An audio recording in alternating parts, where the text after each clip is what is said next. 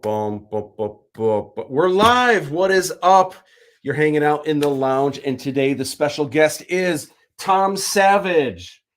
How you do? I'm real excited because Tom Savage used to be a bartender, so he is going to hook it up tonight with some awesome drinks. Also hanging out with us is Mike Heston. Mike, say hello. You're excited too because we're gonna. It's it's espresso martinis tonight. So Tom, I can't wait to talk about your career and all the cool stuff that you got going on. But first, I can't wait to not make the drinks, but to just sit back and.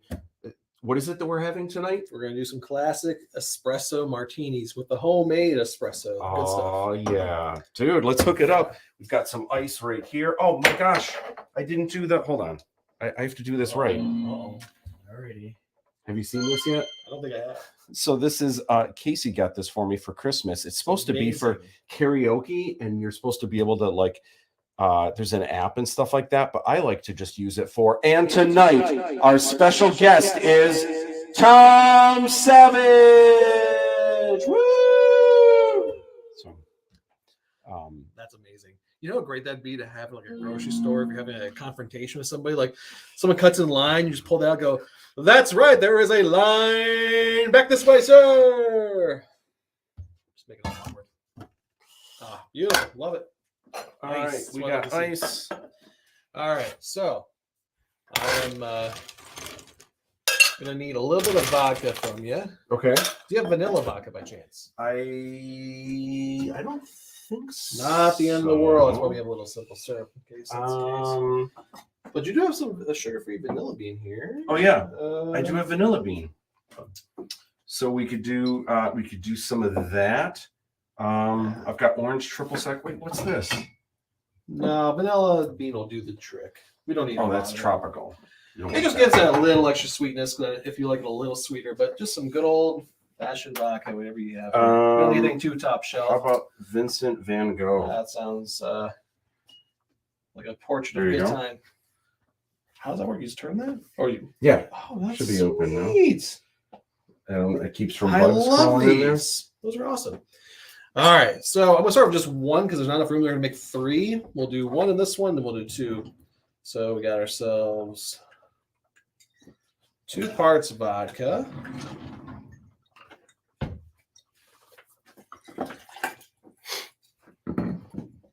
One part espresso. So what's the difference between coffee and espresso from someone who nothing has no idea? significant. Espresso is a type of, it's still a coffee bean, but the brewing process is more intense. When you do a slow drip with coffee, it's, you know, the water it just comes out a little thinner. When you compress it in an espresso, it's compact, really, really tight. So when the hot water hits it and it gets really, really pure and potent. So you get like just all the extract of the bean. So you get all the caffeine, all the nastiness and all that good stuff in there. It's very thick. It's quite the nastiness? Yeah, the good stuff. All right. You know, that's why I call it the nastiness. Yeah. And then we do good old Kahlua.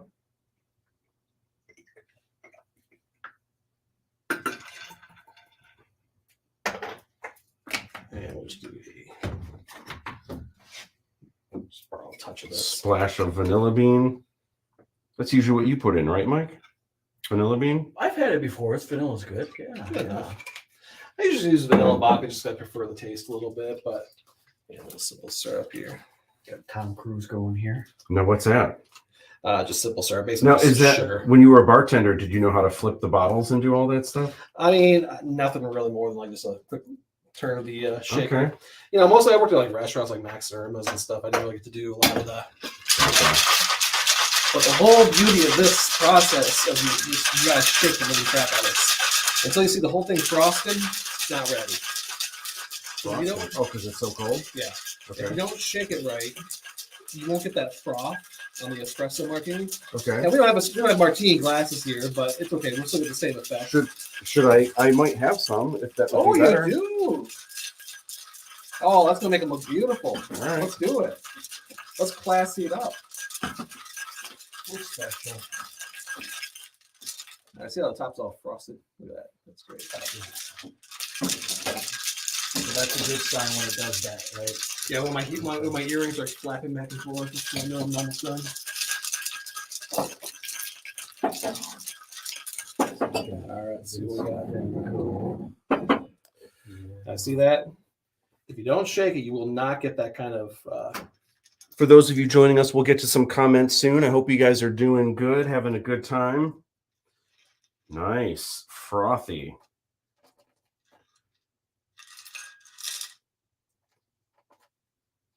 All right. One down, Now, I two to normally go. garnish these with espresso beans, but I forgot to bring some. You want the honor, sir?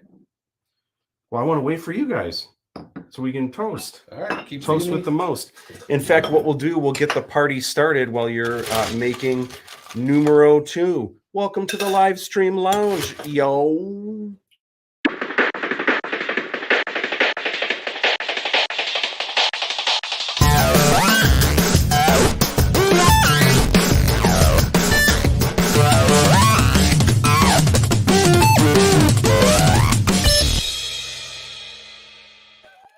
And welcome to the lounge. We are hanging out. I'm so excited because Tom is making espresso martinis. And I was thinking, I feel pretty good now. I was thinking earlier, man, that's great because I need to wake up. I feel pretty good already. And I think when I take a sip of this, it's going to be even more so with espresso. This one went a little heavy on the Kahlua, so anyone likes it a little sweeter. Kahlua there's a lot of drinks that I like that have Kahlua in it, but Kahlua, too much Kahlua is too much. Yeah. It's not really. Is it sweet? Is that the flavor that it is? It's rum with coffee liqueur, so it's just coffee and rum. It's not dairy, is it? Dairy? No. No. That's like your Baileys.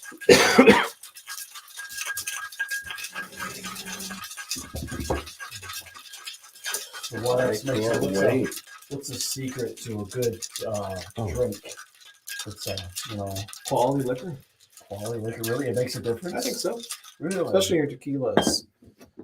The world of tequila, I feel like a lot of people have never had real tequila. Especially people drink things like Jose Cuervo and Patron, Don Julio. So when I go to restaurants and they're like, "Would you like the premium vodka or the regular cheap vodka?" It makes a difference. Vodka doesn't make as much of a difference. I think there's lots of different types of vodka, but vodka should taste like almost like nothing. You know? All right. Oh, that is for me. Oh wow. Drink. Numero 2. Okay. Dave Todd chimes in and says, "What up, Matt, Tom, Mike? Woo-hoo. Good to hear from you. Thanks for hanging out, everyone." Fruit Loop says hello. What up? Justin says hello, everyone. Justin. DTE says woo. And John Rick says, "Make mine a double." John Rick, how you Got doing? it, man. Yeah. We'll drink double for you, man. Skittles, right? Yeah, How's he a been? double. He's been good. He hung out with us during the live stream, the 24-hour live stream. But Oh, so that sorry night, I had the to miss weather, that. the weather was so bad. He ended up just calling in Yeah. with a video call, which was fun. But I was so bummed to miss that. So my baby would have been on here with you. oh yeah, That's the only way I would have been able to make it that time slot. That was her nap time though. We could have put a little bed there and just had her nap away, snore. She loved it. little bed, adorable. All right. We could have had a baby Aladdin get together here. I was gonna do the create your video you did for Aladdin with all with Lily. Oh yeah. Like the scene where Chrissy's getting dressed. I Mhm. was gonna do the same thing, but like pulling up her diaper and Oh everything. my and gosh, snapping that's it. hilarious. But again, just what comes down to Time. dad's time, Oh, no yeah. time. Yeah. Yeah. Don't know why I do that in mine. I'm just gonna skip it. All right, last one. Third shaker. Who ended up winning that? I missed that.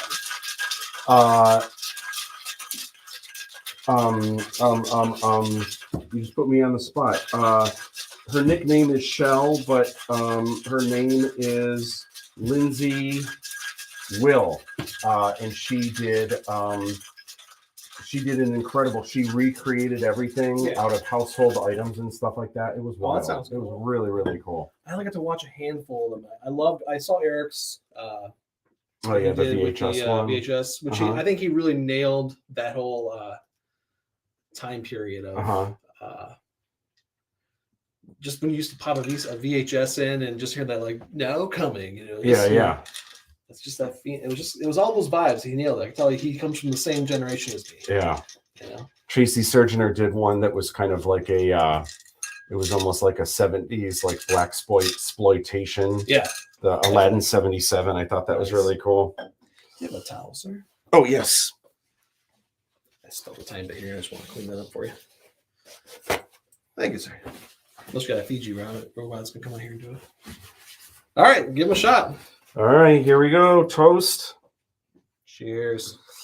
Sometimes people are nice. Sometimes sometimes people are a meanie. But cheers to drinking a coffee or an espresso martini. You have to be careful. It's like that's good. It's like getting drunk at Starbucks, right? Wow. Legally. Oh my gosh. I wasn't sure I would like this because I've had espressos before where I just like usually don't like espressos. That's usually dipping into the side of coffee where I don't like the taste. But this is delicious. Well, that's the key to drinking alcohol is you don't want to taste the alcohol per se. And I think that's why some people get turned away because if you're not a big coffee person, you might just be like, I don't want that. But the right mix, it's just like good coffee. Yeah. When you make it with the right ingredients, changes everything. Wow, that is delish. The real kick of those, you gotta use real espresso. I mean, I've tried this with like cold coffee. It's just weak. It's not the same. You don't get this beautiful froth on top too, which is normally there's like 3 espresso beans floating on there for you, but the froth stays. Like it doesn't go away. That's why you see me shake it that long. If I just do a quick shake just to stir it up, you won't get that. You gotta take the time. John Rick was sad, I know, but it was awesome that we live in a day and an age where you were still able to hang out with us via satellite. Tracy Wayne Surgener, hey you guys. That was what's his name? Sloth? Was it Sloth? No, yeah, Sloth. Sloth, is that what his name was? Why am I questioning that? I'm questioning it too. It was Sloth, you're gonna come live with me now. Yeah. Oh my gosh. Sloth loves Chuck. It's Sloth. It's totally Sloth. I thought that was from the Muppets. Hey, Sloth? Well, okay. No, it's when he comes down the I mean, I haven't watched Goonies in so long, but I still can quote it all. Yeah. God, Goonies, man. And how great is it that Ki-Hugh Kwan took that Oscar home? It's so amazing. I really love the positivity that people are embracing because the internet's so negative. It's great seeing someone like Brendan Fraser, who everyone's a couple people try to make fun of him because he gained some weight and this had disappeared for a while, and then you hear about this sad story, and then the internet's dogpiling going, no, give this guy love, give this guy respect, and look how much it changed his life just by bombarding someone with love. Yeah. And I'll be honest, I look at that and go, I gotta be better about that. I get negative sometimes too on the internet. I start arguing people about dumb stuff. Yeah. It's so much it's a better place when everyone's just being bombarding people with positive things. Yeah. For sure. And it's really cool that and I'm not a huge Brendan Fraser fan, but I just love seeing that he basically, I don't know if he was ever really an A-list actor, but definitely kind of moved to the C-list. Yeah. And then Ki-Hugh Kwan definitely, I mean, he quit acting because the best he could do was playing the nerdy Asian guy in that movie with Brendan Fraser. Right. And so he all but left. I'll give you another example. And I forget the guy's real name because he was always been Jar Jar Binks. But the actor who played Jar Jar. And I'll just say mute now for a spoiler, but his cameo in Paranana was such a great thing. And everyone knows why he was offered that. Do you want the opportunity to have the greatest redemption role in this universe Yeah. ever. After all the negativity, all the abuse you received as Yeah. Jar Jar, how about you get to be this guy? Yeah. And I know you know what I'm I talking love that about. too. Yeah. We're actually going to talk about Mandalorian. That's one of our segments later. So you're all caught up then, right? With I am. Mandalorian? All I right, am cool. caught up. You're the first person finally that we can chat about Mando. So we'll be doing that. John Rick used the World Wide Web. Okay. So these drinks are amazing, but we need to talk about your amazing career. So Tom Savage is an artist. I'm going to pull up some artwork right here. And your artwork is incredible. But one of the things that I really love about your career is there's so many different things that you do. And one of the things that I love about you is that a lot of artists, even artists that sometimes are really good, a common trait that we have is we're procrastinators. And there's so many artists that I talk to that say, hey, so what's going on next? What are you doing? And they'll be like, I've got an idea for a book that I want to do. And then a couple of years later, bump into them. How's that book? Oh, I got something else. And then you run into them again. How's that something else? Oh, yeah. And then so many times artists, it's just a bad trait that a lot of us artists have, where we're always taught we have great ideas. Every artist has great ideas, but most artists never follow through. It's just something that they talk about. A lot of people aren't big picture people, and I do credit you. And I said to my wife all the time ago, you lit a fire under my ass. When I first met you, because I was on my way out of art before I met you. Mm-hmm. I had gone to fine art. I dabbled in graphic design. I thought, well, I'm giving up illustration. I'm just going to go do just graphic design. And I met you, and I came and saw what you're doing, and there was something humanizing about meeting someone like you who did everything I ever dreamt of, career-wise and goal-wise. And I looked at it and go, this guy's just a nerdy kid like me. He just loves this stuff. And who says I can't do it? Mm-hmm. No one said he couldn't do it. And that really changed my attitude around that time. And I started working harder, and I realized, I don't believe in talent. I believe in skill. Mm-hmm. And I think just taking your classes and stuff kind of reinforced that belief that everything I do, I can get better at. And I still prove it every day. I'm constantly chasing other artists that I admire and trying to pick up their skills the way, an athlete or a basketball player picks up new techniques from other professionals, just trying to constantly get better. Because as artists, we're always chasing that impossible perfection.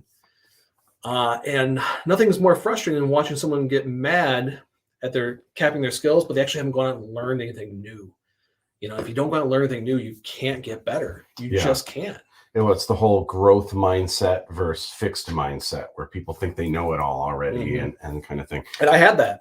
Okay. I think everyone comes out of high school with that because they peak in high school. Yeah. And because they only have seen what high school art teachers have to offer. Not to cite high school art teachers, but in general, they're a lot of them doing a lot of fine art. For me, in my own case, for sure.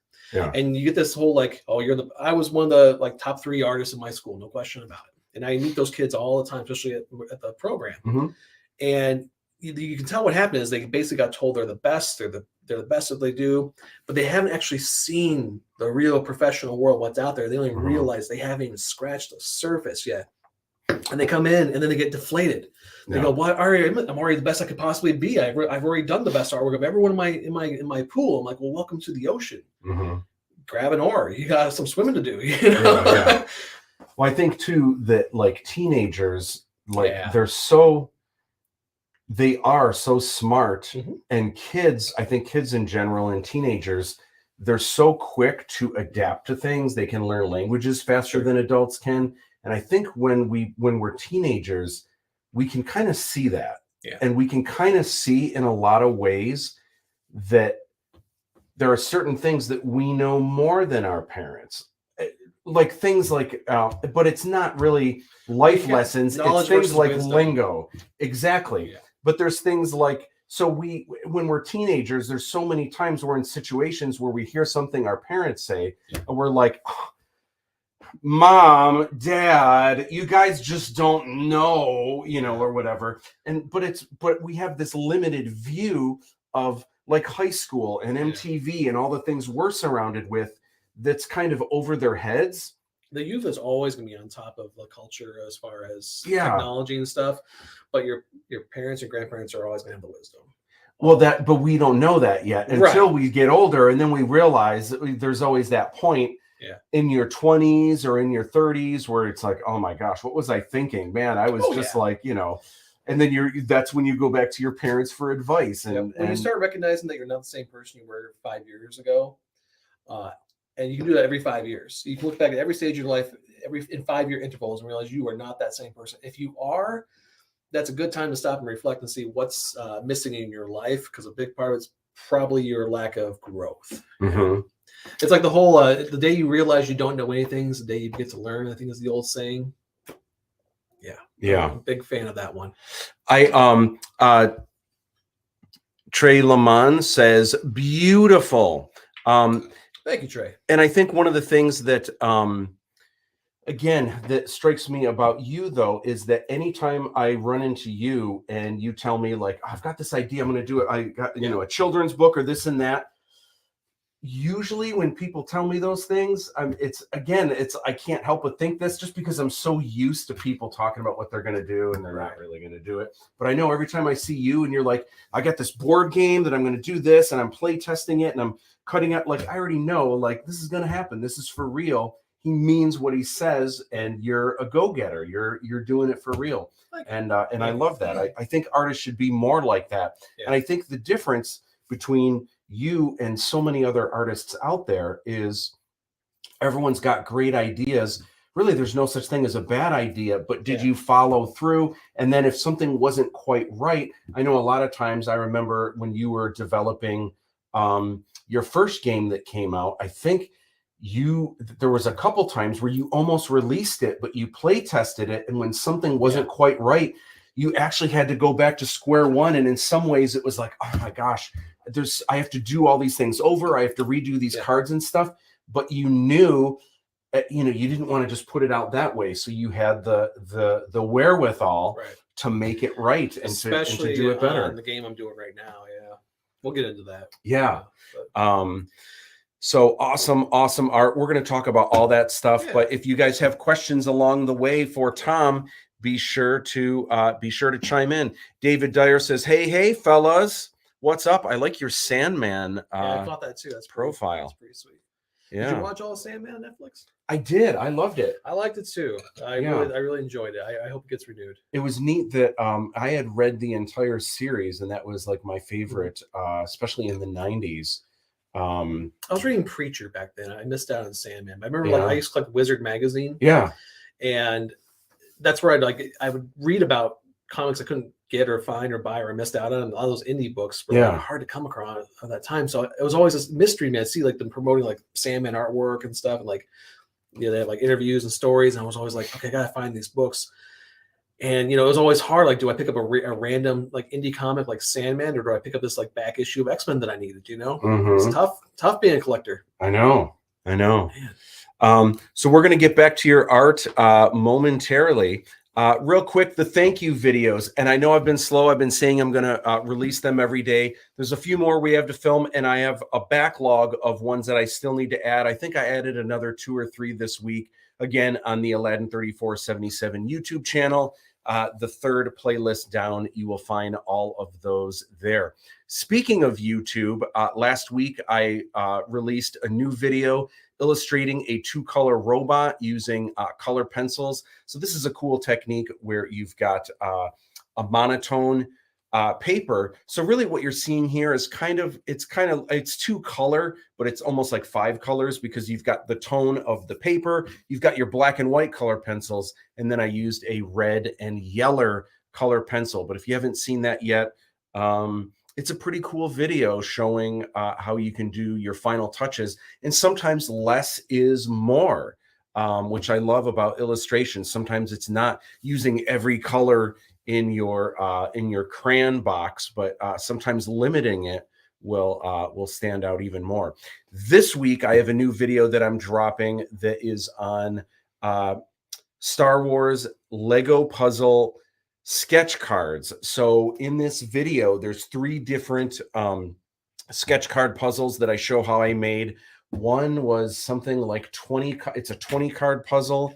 Another one is I want to say a 36 card puzzle. And then one of them is a whopping like I can't remember if it's like 49 or if it's like over 50 cards taped together on the back. And then I did this giant puzzle of Lego Star Wars. The trick, though, with these is people get these sketch cards individually. They get the original art on these sketch cards. And the trick is that it has to look cool when they're all together because it's a puzzle, but each card has to be cool. So no one wants to get a sketch card and it's just the jaw of someone's face. Like each card has to have a cool figurine, like a minifig, or it's got to have something unique on it that people would be happy with, even if they just got that one card. So I've got a video on that dropping on Tuesday. Anyway, I want to get back to your style. I love this piece. And oh my gosh, Prince, I was definitely devastated when Prince died. You know, there's certain people that that it's bad. Like when Michael Jackson died, I remember it was like, oh, you know, it's a bummer or whatever. But like Prince really hit me, and because I never saw Prince in concert, and I always wanted to, but I just felt like there was gonna be time. Yeah, for another 30 years, he's gonna be touring. Like I thought the same thing. Oh my his gosh. last show in Michigan, my cousin was at. And I was like, oh, I really should have gone to that. And I'm like, I'm gonna definitely catch him next time. I had that thought in my brain. I'm gonna catch him next time and go. Oh yeah. I love this piece, and actually, my buddy Scott owns this piece, and he's got it in his like his practice room with his band. It was a partial payment for Scott in Parallel Fifth. Oh yeah, okay. Doing my wedding. Yeah. After your celebration there, I was so impressed with those guys. I'm like, there's no one else in the world I want performing at my wedding. This band. Yeah, they are like the premier Detroit cover band, party band, you know. And it's just so nice because they're so personal, and I know them, you know, and it's nice just to like, you're gonna. There was no doubt in my mind. I'm like, that's where I want, spend the money in the wedding. It was get those guys there. Yeah. But I had to do some sweet talking and throw this at them. They're playing. I think next month at the end of the month at Freddy's. You should come out and. See, my wife and I really have been. We keep talking about how we want to go see them. It's like almost like really love our wedding night again. Yeah. And again, what is it? Babies. This is the latest I've been out in forever. You don't know. I have an 11th month baby at home named Lillian, and she's the cutest thing in the world. But Dad goes to bed at 10 o'clock every night now. So I told the wife, I'm like, I'm gonna do Matt's live stream on Sunday. I'm gonna leave the house at 8 o'clock when I'm normally like winding down, rocking her to sleep. And she's like, what are you gonna do? I'm like, I'm making espresso martini so I can stay awake. Yeah, so love it. This is probably. This might be my favorite piece that you've ever done. This is just awesome. I love that this has like depth of field, like where like her face is in focus. The background is kind of blurry, and even the foreground is like a little bit blurry. Tell us about this piece. What was your thought process? Like, how did you put all this together? This one, I was venturing away from the old classic technique of the gesso board and illustration. I did this on cold pressed watercolor paper, and one of the people I love studying was like Olivia, the pinup artist. Yeah, she usually goes by Olivia, but it's Olivia D. Benatarnes or something. Yeah. If she's watching, forgive us for not pronouncing her last name. I know you just go by Olivia, but I love watching her technique and picking up similar watercolor styles. So the background was just watercolor and airbrush, and this was actually a really fast piece. It really came together really quickly because there was just so much black in Catwoman's costume. Like, really saved a lot of time to not do the face or anything. But my favorite thing about this piece was the hair. That's one area I still struggle with a little bit. And I like that this was a big chunk of yellow and white, and that's about it. And it really came out pretty nice. Yeah, it's awesome. Fruit Loop says, oh, I love that Catwoman piece. It's one of my favorite movies. Absolutely. And that's just... it's awesome. I haven't done I don't think I've ever illustrated any Catwoman for anything, let alone Michelle Pfeiffer, which this was just such a, you can go back and forth all day of the Batman movies, but Michelle Pfeiffer, I think, did the absolute best portrayal of one of the Batman villains of any movie across the board. I think how well she played that character. And, it's one of those roles that you look back on now, and it was a real sleeper on like a lot of the social things we talk about today, especially like the struggles that have really come to the forefront that women go through in the business place and like just verbal abuse and stuff like that. And you look back at that film and you realize how much she tapped into that rage of being, you know, abused and trampled, and it was all glossed over as a film back in the early 90s. I think because we were just so in awe of the Batman film itself. But if you really look back at that performance, there was a real story in there about a person who's just been pushed, and just had enough. Yeah. And I think that's why I drove this picture, because this was like the moment I think I became a feminist.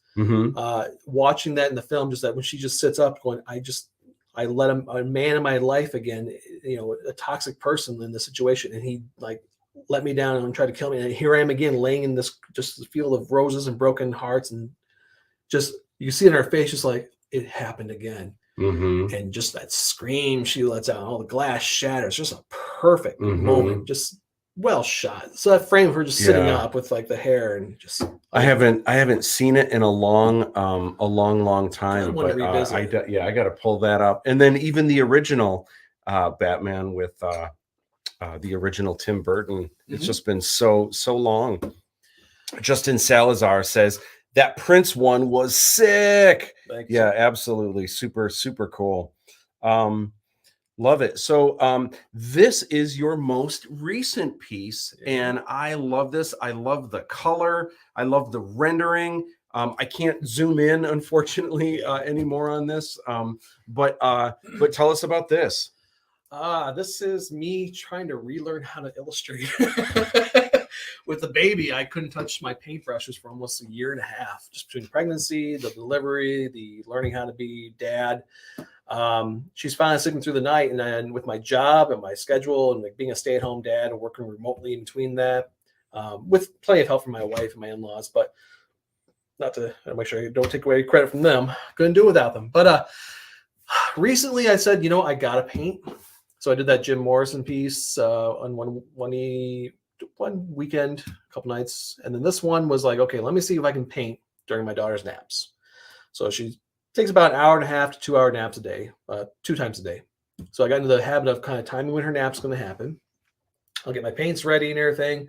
And I'll put her down, rock her, give her a bottle, and she's out. I go in the studio, which is next to her room, and I just very silently start working and painting. And this one, it's a 30 by 40 inch painting. Something like this normally would take me about, 25, 30 hours to do. And I'd spread it out over like 5 days or so. This one took me like almost 2.5, 3 weeks now, just because I've had to break it, stop and go, stop and go, stop and go. And it's, you know how it is. It's hard to break that rhythm when you get in a good pace when you're painting. You're trying to do like all one stage, And when she wakes up, the dad's done working. It's time to go get her, or else it's a disaster. But I bring her in the studio and she looks at it and she claps so hard for this piece because she likes the colors. Oh, I love the colors too, man. Those are happy colors adorable. For sure. Tracy Wayne says, "Great Scott, Tom. That's heavy." Weighs about 8 pounds. Love it. Yeah, that's super cool. And I wish when you go in close to the DeLorean, I know on your Instagram you posted before you were even finished, you posted a like a thumbnail of just the DeLorean, and I was like, man, that looks sick. That looks great. Super cool. Yeah. There's some things I probably do a little different on it now, but like the train was like a last edition. I was like, oh, it'd be cool as a train right here, the train right here. And I kind of wish I made it like coming in the same direction as the DeLorean, but from the other side going the other way. Gotcha. I think that would look really sick. But yeah, Yeah, it's cool. Time to move on to the next one. I love it. Absolutely love the colors. Did that just pop off? What is that? The magic? By the way, Mike, do you want how are you feeling for that? You want something else? You good? Okay. This is delicious, Tom. So why did that happen? Is it the espresso that just it was super chill and it was warming up, so the pressure was building up. Excuse me. I find that interesting. I've never seen it happen. Normally I just toss them in the sink.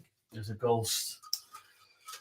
So I wanted to steer things to Aladdin 3477 real quick, because Tom, you are one of the people that plays the Red Star, and in fact, in the first Aladdin 3477 film, I think you are the only person who plays the Red Star. That was my first question for you today. Was like for a while, I was kind of pushed like, Tom, you're a Red Star. Then like I found out I'm not the only Red Star. Yeah. Well, there were times, and part of it was because you're wearing this giant suit of armor, Yeah. and on times where you couldn't film, it was like like if you were the only person that couldn't film, Yeah. if that meant if we would have waited. Like the next, okay, how about next weekend? You might have been able to, but then someone else can't, and then like everything just gets pushed. Anything going on. I was like, when was I not called to be Red Star?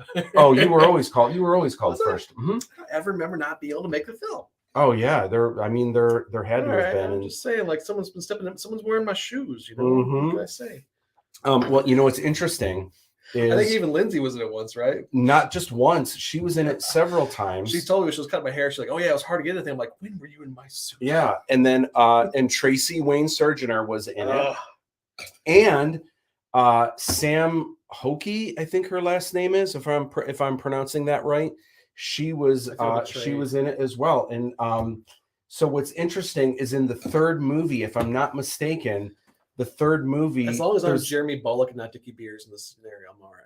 Yeah. Well, you're in it for the most for the first movie. It might be Tracy for the second movie, but the third movie is interesting because you would never know because it's like this big bulky armor. But I think in the third movie, it might be played by all women because I think Lindsay has a couple scenes, and then there's a giant showdown. I don't want to get into spoiler territory, but there's a giant showdown. And Sam Hokie, who's she's super tall, and she's a martial arts expert and stuff, and it's off the hook. You know, that comes back to me now. I think there was someone who had you like martial arts stuff that I think I was, you know, backstory. I did take Taekwondo for 4 years. Okay, I knew a little bit. Y'all just didn't ask. Well, I'm pretty sure we y'all didn't look at my resume close enough. Realize I had some tap resources you could have used. I can do a roundhouse kick today. I'm not gonna because I don't want to, you know, I want to be able to go home and see my daughter. I'm broken back tonight, but I bet you I can still do one. Digital Stan Art says, "Sup, gang? What is up? Thanks for hanging out with us tonight."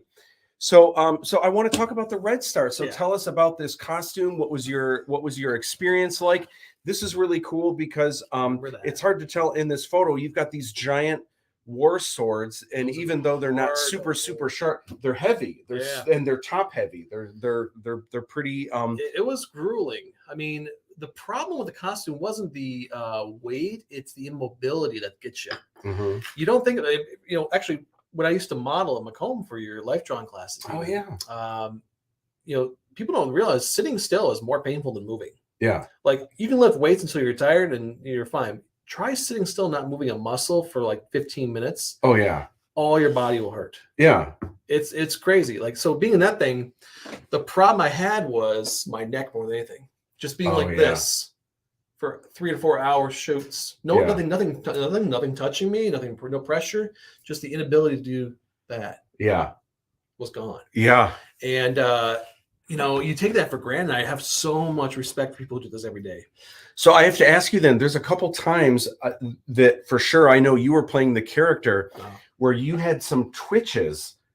And I thought it was because it was a robot, but was it because it was your neck? Because there's a couple times there's like this really cool shot in the film where the camera starts at your feet. Because this is like 8 feet tall, by the way, which I'll show you here. This is not a shot in the film. This is you getting ready to walk into screen. Right. You can see you like up in the trees because it adds a foot to the helmet, and it's like a foot. It elevates the boots. So there's a scene that starts at your feet and it moves up to the top, and you've got like this little like that, and I thought it was because of it's like a mechanical robot kind of thing, like a cyborg, and I thought it looked great. But was it because your neck was so that's so funny? I would love to see that daily because I really don't recall. Yeah, I remember this. I remember this day being there, and you know, it wasn't really hot per se. I just remember the hardest part is just, you know, when you're there, you just want to get it done in one shot. So you're giving everything you got to try and get the motion right. But you're like me. Like what you're seeing on the camera, like you're looking for every nuance, every frame, every detail, every pace, every inflection you could possibly think of. And I know you're looking for that too. Yeah. So for me, I'm trying to like give it to you. Yeah. And it can get so taxing because I can't see from you. And if I was performing as a natural actor, it's so much easier for me to kind of like know where that camera's at, know where the marker's at. And that machine, I'm kind of like, if I looked down, I had to do like this kind of thing. Yeah. And even then, I can only bend like that much. So I had kind of know where it was at and then kind of go, all right, Tom, walk forward. And you're just blind faith doing it. Like, okay. Well, and there's you can't really see it here, but there's all these rocky. It's like it's even if you're not wearing a costume, it's kind of dangerous out there where you really have to watch your step because there's different, and then tree roots are like pushing up some of those little so I remember that's rocks. First on the second take. I remember having to like really lift my legs. You high really do, yeah. Because you don't want to drag on those rocks. You catch a little stone, you're going down. Yeah, yeah. Well, thank goodness you never went down. Never toppled. No. Yeah, so because I'm a professional, man. I can't wait for people to see that. So, have you seen? And now you can look at it up close. But this is the Red Star Fiji. Yeah, of course. Oh, good weight. Isn't it good weight? So this is. I can't wait for people to. No, it's like an art figure. Yeah. So I love that. But this is a 3-inch Fiji. This is a 3-inch Dunny. So feel the difference. Isn't that crazy? That was like picking up a suitcase that you thought was full. Yeah. It was empty. And you go, boom. Yeah. That's what happened to so many hands. I was like feeling the weight holding it up. And this hand went, whoa. Yeah. Very ridiculous. But I just love, and these are obviously supposed to be simplified, the kid robot, which is totally cool. But beautiful. But now, who's making these for you? Oh gosh, I wish I could pronounce it. It's a company in China, sure. And I would not be able to. Fair enough. All my stuff comes from over there too. Not be able to pronounce it. Yeah. But it's the Red Star Fiji, which I love. I love all the different. I love that some of these look like, man, that'd be a really cool shoe, wouldn't it? If it was that color. Yeah, that's got like a. And I hear Adidas is looking for a new sponsor. So. Oh my gosh. Fiji. Adidas Fiji would be great. So I want to chat about Aladdin 3477 and where it's at right now. So obviously the Kickstarter has wrapped, and for those of you that supported the Kickstarter, your surveys went out through BackerKit. So I actually want to talk about BackerKit with you, because Tom has done a bunch of Kickstarters for your children's books, your games, all kinds of stuff. And did you do Kickstarter for your comic book as well? Anathema, my comic book, Rimworld Quest, the board game, Ash and Raimi, the first 2 children's books, and Ash and Raimi, the comic strip collection of all our Kickstarters. Yeah. So the way this is going to go, April is the estimated delivery. So it's going to be towards the end of April, and things. Wow. Oh my gosh, things are going to get. The BackerKit has already slowed me down so much. You already have your spring one ready, dude? No, I don't. No. I was gonna say, if they're going in April, I don't. But it's going to be be pretty good. Yeah, it's going to be. Most people make promises on Kickstarter. Everyone knows a Kickstarter at 3 more months. I've been pretty good about my own. I think most ever delay was like 3 months or more. Yeah. Everything else went out early or on time. But considering you have 4 fulfillment periods here. Well, and sometimes it's out of your control. Where when I did the Hollywood is Dead book, the printer that I went with promised me that if I got them my assets by a certain date, I would have books at the end of December. Right. So I got them not only on time, because I was like, what if it's a little bit late? So I got them assets 2 weeks early. It was supposed to be end of December. I didn't get them until the end of July, I think. That's how late they were. It was completely out of my control. I was made a promise, and then Rimworld Quest arrived at my doorstep to a semi truck with 2 20-foot tall pallets. Yeah. The day before I left for my honeymoon. Oh my gosh. That's how close it came down. Wow. Shoved those in the garage, locked it up, and sailed off to where the heck did I go on my honeymoon? Bahamas? Somewhere in Mexico. So anyway, so the BackerKit surveys have gone out. If you back the Kickstarter, check your email, and there's a survey to fill out. So I have to say, for those of you that are just interested what's going on underneath the hood, I am not very happy with BackerKit thus far, and there's a couple reasons why. One is I was told this is the easiest thing. It's going to make your life easier. Kickstarter is real difficult with their surveys and getting everything organized. And I know it's not perfect. Like they don't have images for add-on. It has gotten better. They don't have images for their add-ons, and they don't have images for their reward tiers. Actually, just announced last week, Kickstarter announced you now can add images to your add-ons and to your reward tiers literally weeks after I finish my Just in time Kickstarter. for one of us. There you go. And so it kind of defeats the purpose. Nonetheless, I said, you know what? I'm going to go with BackerKit. I've heard good things from people, so I'm going to try it out. And BackerKit is great for you guys because when you guys are doing your surveys, it's supposed to make everything really neat and really really easy, really organized. Under the hood, it is not easy. It is not organized. It is a pain in the butt. And I'm hopeful that the experience has been good for you guys. It has not been as great for me. It's been a ton. How many add-ons did you do though, man? Well, here's the difficulty. There might be like 70 products. Yeah. But there's not as many add-ons in the Kickstarter, but the way BackerKit is with their pre-sale store, now everything is an add-on because people can also go to the store and they can buy things. But then again, I want to reward people that did the Kickstarter. I don't want to make everything available a la carte because then people in the Kickstarter are going to feel like, why did I get all this stuff when I could have just picked the things that I wanted? Right. So there's all these complexities to it. But one of the things also that I didn't realize until this week, I thought the BackerKit, once it's live, people can just buy stuff and order stuff. People can go in and order stuff whenever, and that store just stays forever because they take a cut. So for years to come, people can go to the BackerKit store. That's not how it works at all. No. There's a one-time. A month from now, they're waiting. They don't charge anyone's credit card until a month from now. Then everything is locked, and then that's it. Yeah. So now I'm like, oh my gosh, I just spent the last 3 weeks. And when I say the last 3 weeks, like night and day, the last 3 weeks building this, just so a month from now, everything will be locked. Okay. Like, oh my gosh. So anyway. So here's how things are going, and all of this is fine. It's all gravy. But the surveys went out this week. In a month from now, the counts are going to be finalized. Your credit cards are going to be charged. Tentatively, this is set for April 28th. This is when I'm going to know how many shirts do I order, how many of this do I need to get. And then hopefully I'll be able to start making fulfillments at the end of April. It may end up being the beginning of May when this happens, just so you guys know. Perfectly acceptable in the realm of Kickstarter. Yeah, of course. Yes. But still, but that said, even though, and I've always thought this from the beginning, there's a chance the first one might be a little bit late. There's a chance the last one might be a little bit late. I cannot imagine the second or third one being late. Those ones are going to be, and especially now because I'll have some headway time. But the products that come in those two, I either have everything or they're things that I know I can print and I'll have them within a week.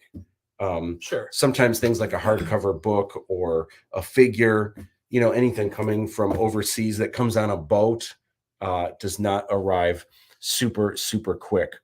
I finally caught a live chat with you guys. Awesome. And dude, your profile pic looks amazing. Thanks for hanging out with us tonight. Yo, yodels, brodels. The shoes you wish for. Can't stay just saying hi. Thanks for hanging out, Ted. That's good. The survey had some weird duplicates, missing entries. Oh, let me know if I should pass those oddities along. You know what? Please pass those along, Dave. And in fact, someone else emailed me after all the time that I spent. So there's 5 different shirts, right? And in BackerKit, in Kickstarter, it was real easy. There's 5 different shirts, and then you can get these 6 sizes. In BackerKit, I had to make a page for every single style and then every single size. Yeah. So even though there's only 5 shirts, that's what, like 30? I think I had to make 30 pages, complete pages with images and everything. Now my thinking was, oh my gosh, this is so much work. But you know what? This BackerKit store will be live from now until the end of time or until I sell out of shirts. So at least I'll be able to use it forever. turns out, no, only the next month. All this work. Are you kidding me, Backer Kit? What? I used Crowd Ox for Grimoire, and it's still live today. Really? I think so. Oh my gosh. But to be fair, there's people in the UK who aren't supposed to have stock in my game anymore, and they're still apparently selling it in their store. Yeah. They told me they burned the stock that was left over. Oh my ran gosh. out the contract, it was just cheaper to let them burn it than bring it back overseas. And look at their store; it's still for sale. I'm like, you little scum. Oh my gosh. People love to rob us. Justin says, do you have an update for when I will start scheduling the movie showings? And yeah, I think I saw Duplicates too. Let me know if you guys have seen Duplicates or any other weirdness so I can get it fixed. Half of you have already gone through the surveys, and there will probably be more of you by tomorrow morning. But still, it'll help the pre-sale store, which goes for another month. So let me know what duplicates and oddities you guys are seeing so I can get that stuff ironed out with Backer Kit. Another thing that I heard is that after spending all the time to add all those images to the shirts, someone said they went through Backer Kit and they wanted to select the shirts, but then they couldn't even see what the shirts looked like. So it had them labeled what they are, like Bollywood Princess and J-Pop Fiji, but they couldn't remember. I mean, the last time they saw those shirts was when they might have, and it might have been 2 months ago when they backed the Kickstarter. So they had to go back to the Kickstarter in order to see what they looked like. Man. So after all that work, what did I make those 30 pages for with images if no one's going to see them? Oh my gosh. And Backer Kit, they have people that like custom go through. I had meetings talking to people in person and stuff, So making sure everything was up. Well, not just an extension, and I can change the date, but it's just like, dude, they owe me some money back. This is awful. Like where people might have gotten more, but they couldn't even see what they were getting. So they might have said, I'm not going to get it. I can't even see what I'm getting. And see, that's not good for Backer Kit or for you. So like they make money off if you make money. You know? Yeah. So Justin says, yeah, I had to look at the Kickstarter to get the shirt image as well. Yeah, it's frustrating. It's kind of cray. So Justin, I am going to be scheduling this week. And I'm going to talk about that a little bit later on tonight as well, but bear with me. I'll probably, I'm getting people in the order. I'm getting executive producers first, and then people that have the red carpet experience, the smaller version of that second. I should be getting in touch with you this week, but, and this reminds me of what it was like when it was filming, but I can't just contact everyone and say, what night do you want? Because what if everyone picks the same night, and I can't have that. So I need to contact kind of 2 people at a time. And then once I hear from both of those, now I can add another person and another person. And I need to kind of keep filling in my schedule that way. So it really depends on how quick do I hear back from people. I have my calendar that I know where everything is, but trying to get everything locked and loaded. But I'm starting that this week. So hopefully you'll be hearing from me this. Remember when you were talking about how we run to artists who are like have ideas and don't follow through? This might be why they don't do it. Oh, just like contacting people and everything. Oh, this is the side of the career that's not the glamorous part. Yeah. So are you thirsty? Can I make you a drink, or do you want to make another one? How are you feeling? Do you have any pineapple juice? I can make you a painkiller. I don't have pineapple juice. What kind of mixtures you got? Let's see what the bartender can whip Gosh. up for you. Mix, I have grenadine. I have coffee. I have Oh, my friend, you have to have me come over and help you stock up the bar. You have all the liquor, but none of the things they need. You know what? I would drink. The problem with mixers is I drink them. If I have pineapple juice, I'm going to be like, oh my God, pineapple juice. I'm going to drink it. Or if I have Coke Zero, but I'm after going you to see be like, what I do with Zero. pineapple juice, you'll never drink pineapple juice straight again. Oh, really? Oh, really? Oh my gosh. Do you want to drink espresso straight ever again? No, you never. No, espresso straight. I don't want. No. Do you want me to make you one of my candy bar drinks? Or What's do you in a want candy bar drink? Candy bar drink is Irish cream, coffee, flavor, and peanut butter schnapps. Oh gosh, that screams diabetes. Diabetes. It does, but it's so good. Let's try one. Yeah, all right. All right. Do you want it in one whatever go? you want to do? Hang on. Listen, I might do. I think I have some espresso left, so I might make another one of those later. We'll see how things go. See how tired I get. All right. So we got these cool. You like these skull glasses? Those are pimp. I saw those. Those That was fun? pretty sweet. All right. All right. So, a little bit of coffee. Mike, do you want one? How you You doing, good? Mike? I'm good. I'm good. Are you not a fan of the espresso? I'll No, chug I'm that. good. Here you go. I'm working, dude. All right, He's make it- working. Oh my gosh. Yeah. You're working See, it. When I was filming movies, that's not how my cameraman worked. My cameraman held his beer and the camera. That's why we got a gimbal. It's there to help your shake. It's there to cover you. We didn't have that when I was shooting Deadwoods. Oh, Deadwoods. I showed my class a clip of that the other day. Oh yeah. I showed them your scene and why you don't Oh let- really? When I got stabbed in the neck with a screwdriver? Yep, and why you won't work on any students' films anymore. Yeah. I tell people that story and why I know, but you never told me the story that if you had told me I got blood all over your Hummer, I would have paid to have that clean. Oh, so now you got to tell the story. What? You didn't know? You didn't tell me. Yeah.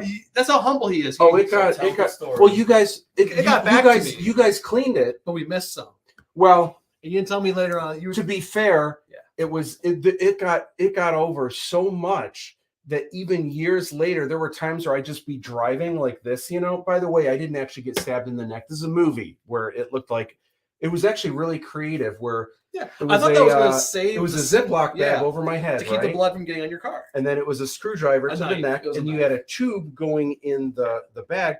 The problem was, this is the kind of thing you can only do it once. Yeah. You don't get to retake this. So the idea was visually on camera, if you can imagine a horror movie where someone gets stabbed in the neck, but there's a Ziploc bag where the Ziploc bag fills with blood. That's amazing, right? That's a great idea. It's the kind of thing, and like I'm usually all about like entertainment, like anything, especially if it's going to be on camera. We, no matter what happens, we'll always be able to relive it and watch it. I haven't seen that in a while. Yeah, I was going to recut it for like that was 10-year anniversary. I started. The other things came like on the way. Well, so anyway, so what happened, what we didn't kind of foresee is that because the Ziploc bag was relatively tight around my neck, and because the blood was going in, the blood kind of got to about here maybe, but then because there was air pressure and because the blood was pumping it, however, I don't even You were remember spitting how out you your were mouth into the bag. really. Well, So the how person was trying to suffocate you first, and you weren't dying fast enough, so they stabbed you in the temple. Yeah. And you spit blood in the bag. Oh yeah. And when we were done shooting, But how did you? There was a tube with blood. How were you squeezing that in? No, it was all in your mouth. Really? Yeah, you had it all in your mouth for that frame, and then we took the blade of just a handle and just in your temple, and you spit all into the bag, so it spit all over the bag. I thought on there the was inside. a tube going back that No, was we filling didn't up. do the tube. Well, And, either way, the blood got everywhere. And then I remember driving even years later, where like you're driving like this, and your hand just kind of goes and like feels around. There would be times where I would feel under the seat, and I'd be like, "What is that sticky?" And I'd look, and there was like crystallized red, and I was like, "What?" I remember vividly when you went inside to go wash up, and I was in there with a wet towel, just like wiping up anything I saw. And I remember looking everywhere. I just didn't even think about in between the seats. It was dark. It was nighttime, and I heard about it probably 5-10 years later. Actually, like Lindsay was telling me about that. She was, "Oh yeah," and I'm like, it was there. We like reached down to like grab like a penny or something that's fallen between the seats, and just a handful of gunk came up. And I was just like, "Oh my!" So funny. And you were so like you were so polite, and you never like mentioned to me or like through my face, like, "Tom," but had you told me back then, I absolutely would have paid your car to get cleaned professionally. Oh, that's all good. Oh, I you were doing me a favor. I would absolutely do that for you, but I didn't hear about it until I heard about it from through the grapevine. It's a story he would tell to all the students. The students knew about it before I knew about it. Like, Well, what? I just wanted to let them know why I wasn't going to be going to be in their film. Would you ever be in my film again? I don't know. I heard what you put Christy Perovsky through with blood on your on one of your recent horror film. Now, I explained that to her in great detail, exactly what's going to go on. Yeah. And I mean, it's a story not for camera, but Do you want what flavor do you want in your? what? There's options. Yeah. You get vanilla bean, glazed donut, butter toffee, peanut butter cup, or cookie dough, Peanut or butter cup. mocha. Peanut butter cup. Let's do it. All right.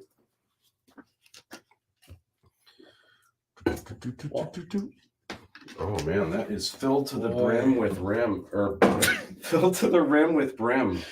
What do I want? I want butter toffee.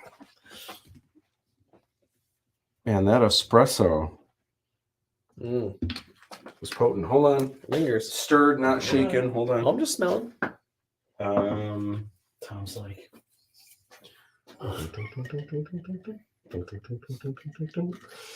Candy bar drinks. Candy bar drinks. Is that the important part of the process? You have to say candy bar drinks. Oh man, I spilled You spill yours each time, man. What's up with that? every time. All right. All right. Cheers to once having a full set of legs, apparently. Sometimes it's great, sometimes it stinks, but when in doubt, make candy bar drinks.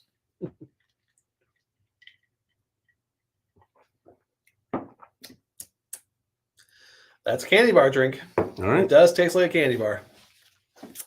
Melted ice cream. Okay. Yeah, So- that's what it is. It's like melted ice cream. Like the bowl at the end. Right? With some like rum at the bottom. Yeah.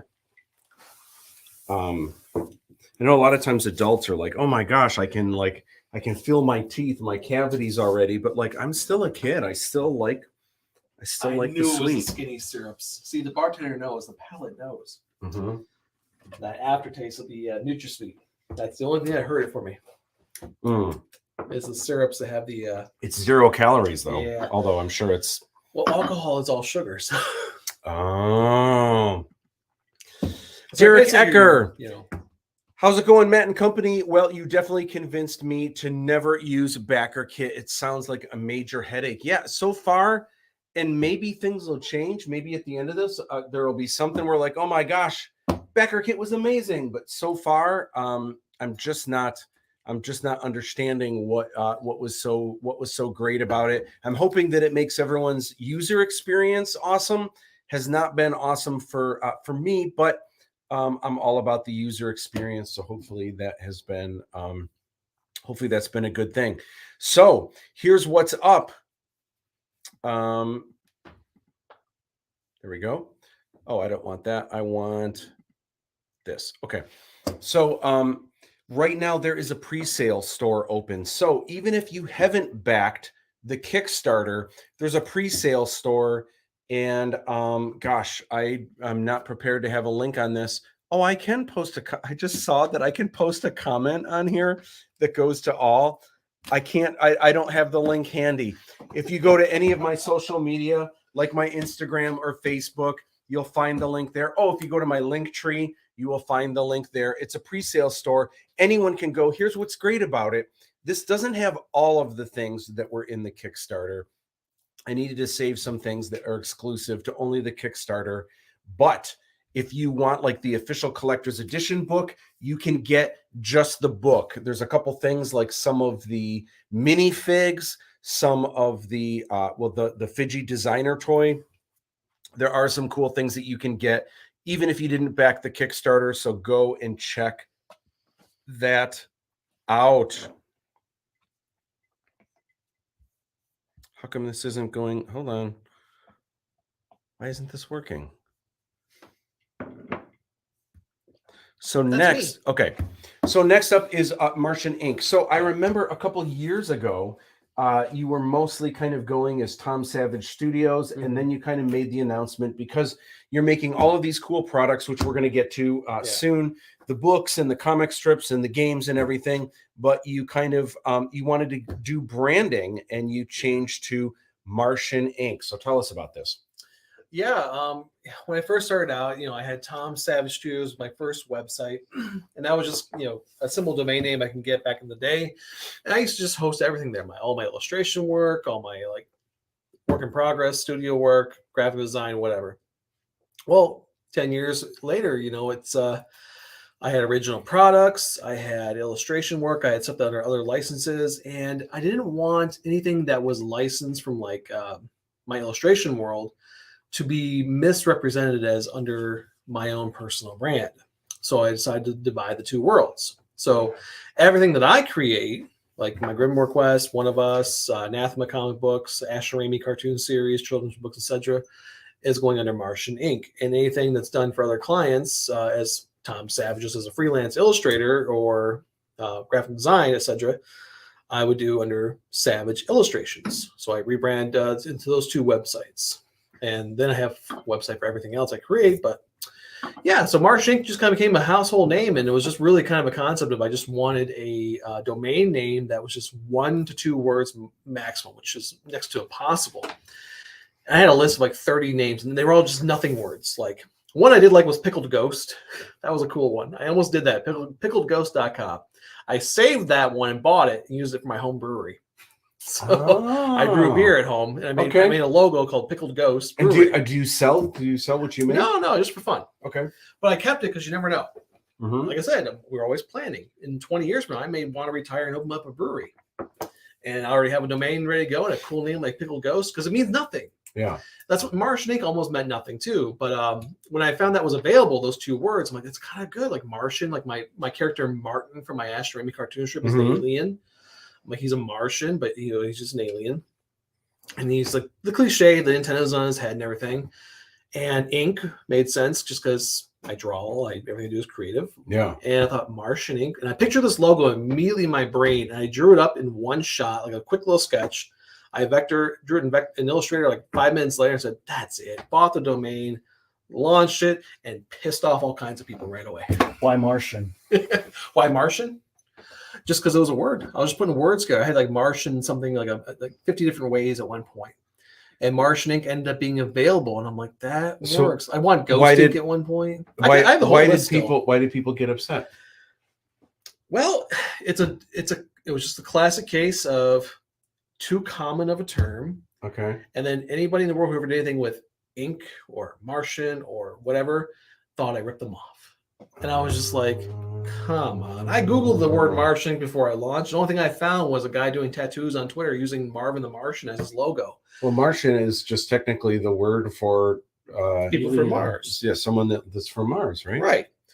And I was just like, okay. And I couldn't believe the amount of backlash I got within 24 hours. Like people were reaching out to me saying that people were like bad mouthing me on a Discord group, and I'm like, who are these people? And I'm like, were they alien conspiracy theorists? The only thing that came around that I kind of was like, ooh, was there? It turned out to be a small comic convention in Ohio called Space, SPACE something, and their logo happens to be just like that. As a matter of fact, when that person, the friend who shared with me goes, this, someone posted this, and like, I'm like, it's pretty close.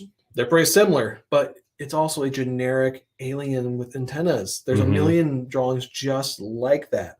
And I looked at it and said, you know what? And it wasn't that convention, by the way. They were not the ones upset. They just had to be a fan of that convention who made a comment, of course, always. The convention holders, I looked at their actual logo. It's like a fully rendered 3D Martian kind of thing. I'm like, okay, we're fine. That's not their real logo or anything. And, it's just one of those things you just run into. People are always going to find a reason to complain and try and challenge you, and they're going to look for similarities. Like that Prince piece that you admired. It was probably only a day or two after I finished it when I had a flashback to a piece you had done from Star Wars that was a very similar composition, color-wise and everything. I looked at it going, nothing new under the sun. Mm-hmm. And you know that. I think I reached out to you at the time going, I dug it up in your piece. I'm like, this is in my mind now. I have to go find it. I found it. I'm like, it looks just like mine. It's like same composition, same kind of thing. And I'm like, Matt, it maybe was in the back of my head subconsciously. I don't know. Not intentional. But you've been there so many times yourself. You're like, yeah, Tom. Well, I think no such thing as an original idea. I think the thing that's interesting is that you can't imagine anything that you've never seen before. Exactly. So like even when you dream, like you can't like picture faces. You can't imagine a different color other than the colors you've seen, right? So the best we can do, even something like Star Wars, which at the time seemed like it was so out of left field, but if you really dissect Star Wars, it's one part, Flash Gordon, C-3PO is literally Metropolis. Like there's all these things where it's just kind of borrowing. It's things that you wouldn't normally put together, shake it up and put it out, and it looks so brand new, but it's really is Aladdin like kind of Oh my God, Aladdin's space Imagine. is Arabian Nights Star Wars, isn't it? Imagine that.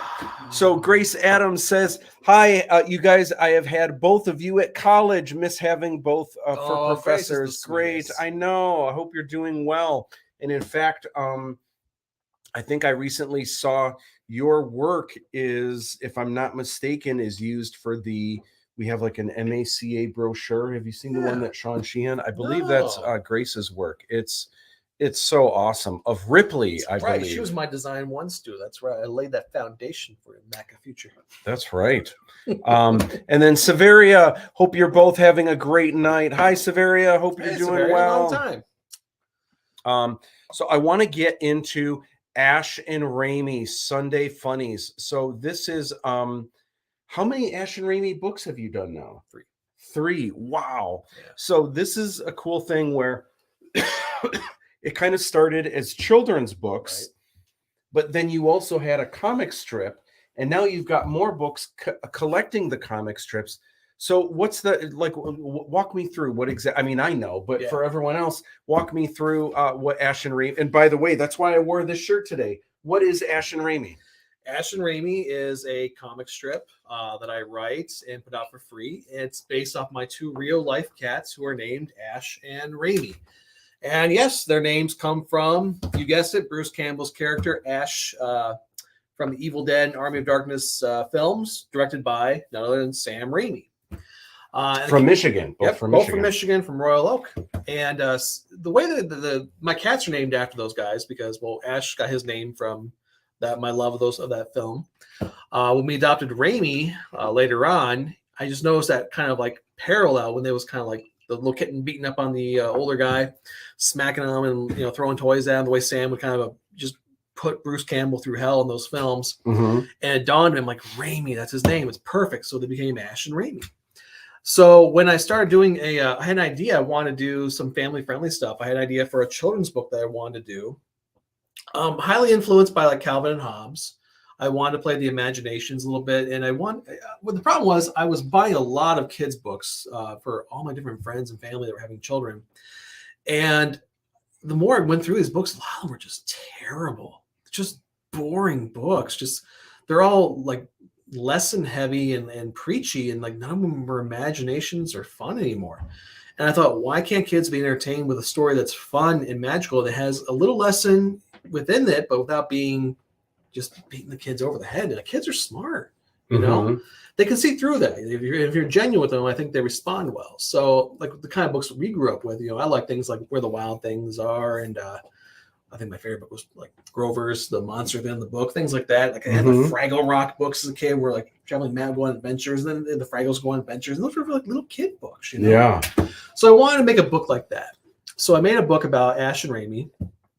And the original first children's book was called Ash and Raimi, Tomb of the Golden Mouse. And they were going on imagination adventures. They'd go under the bed and it would turn into a giant cavern. And they were running away from monsters that were like Roombas and like vacuums and stuff. And, it was kind of fun because I got to put them in these new worlds that they would see in their imagination. Same way Calvin from like Calvin Hobbes would like change his environment just through his imagination. And we would go there with him, So I did that same kind of concept, and it really did really well. The kids really loved that book. And I did a follow-up around Christmas time where they kidnap an elf. They went to the North Pole through their Christmas tree and ended up kidnapping an elf, all through a lie that Ash had stolen a cookie from Raimi. And from there, what happened was I wanted to put out content, because the problem with the book is you make a book and that's it. And if you're trying in today's world with marketing and social media and stuff, you need to be constantly putting out content. So I revisited my very first childhood dream was to be a cartoonist like Charles Schultz and Bill Watterson and Gary Larson, those guys. And I started making a comic strip out of Ash and Raimi as just 2 characters, just kind of bounce some old ideas I had off here and there. And that spiraled out of control into this crazy cartoon. I did like when Martin, the alien, came into it. That's when I knew I had something really good, but it happened by a dumb accident. Do you remember that Raid Area 51 thing that happened like in 2019, 2018. It was an online thing where people were like going to raid Area 51. There was this like big I remember that Facebook event where yeah. everyone's going to show up to Area 51, just raid the place. Mm-hmm. And it was like this Vaguely. and people did show up there and had like a party like outside the gates. It was like security come out or something. Yeah, like waved them. Like, it was all like nothing, but it was a big thing. Uh-huh. And I did a cartoon. I thought, well, okay, I'm gonna jump on the bandwagon for this this buzzword for Raid Area 51. And I came up with an idea where the cats just randomly showed up with an alien one day. Like Ash was putting a tinfoil hat on about, trying to, prepare for this. And he just turns on Raimi's holy little alien's hand. Like, I named him Martin, like no explanation where it came from. And it was the first time I did a serial of the cartoon strip. They were all one-offs before. And I'm like, okay, well, I have this alien. Like, what do I do with this now? Like, do I keep going? I'm like, okay, they're going to show the alien the internet, and they started like, and it spiraled from that. And I'm like, this is it. This is the thing I was looking for. It's no longer just a classic like Snoopy or Garfield cartoon strip. Mm-hmm. Like now it's two cats who have manipulated an alien to living with and to suckering him and taking care of them on this planet instead of living with humans. Yeah.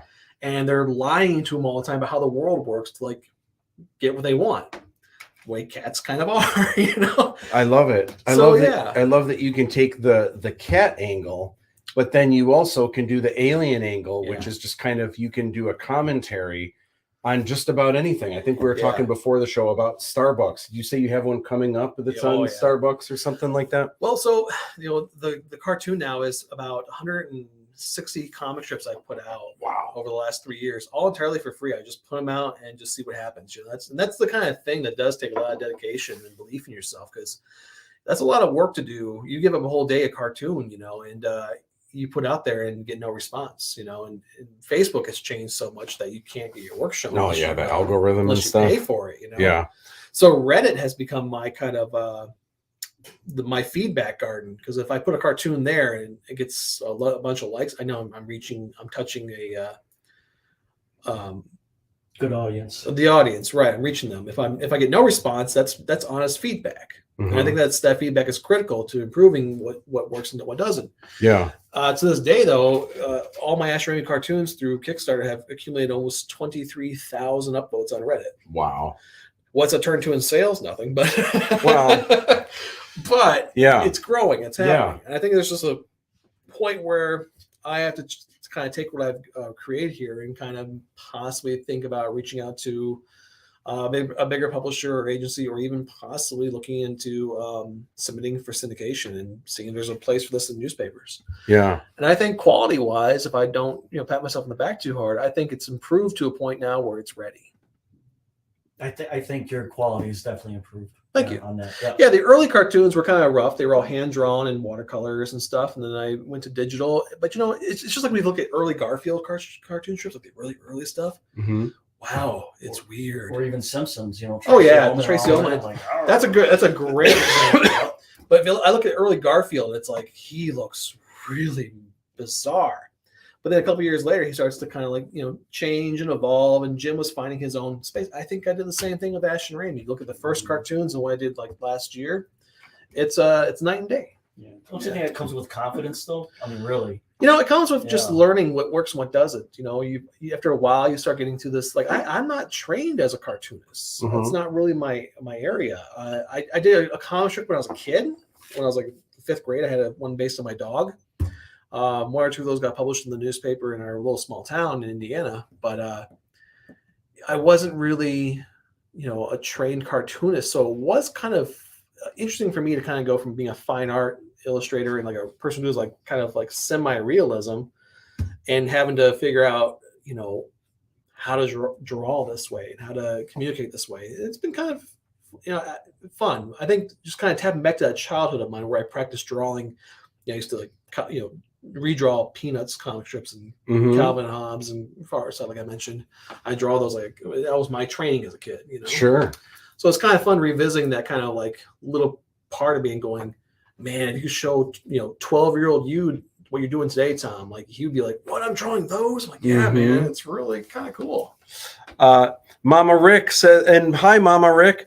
She says, love the concept of more imaginative, fun kids' books. Life is heavy enough. The arts allow a little escape.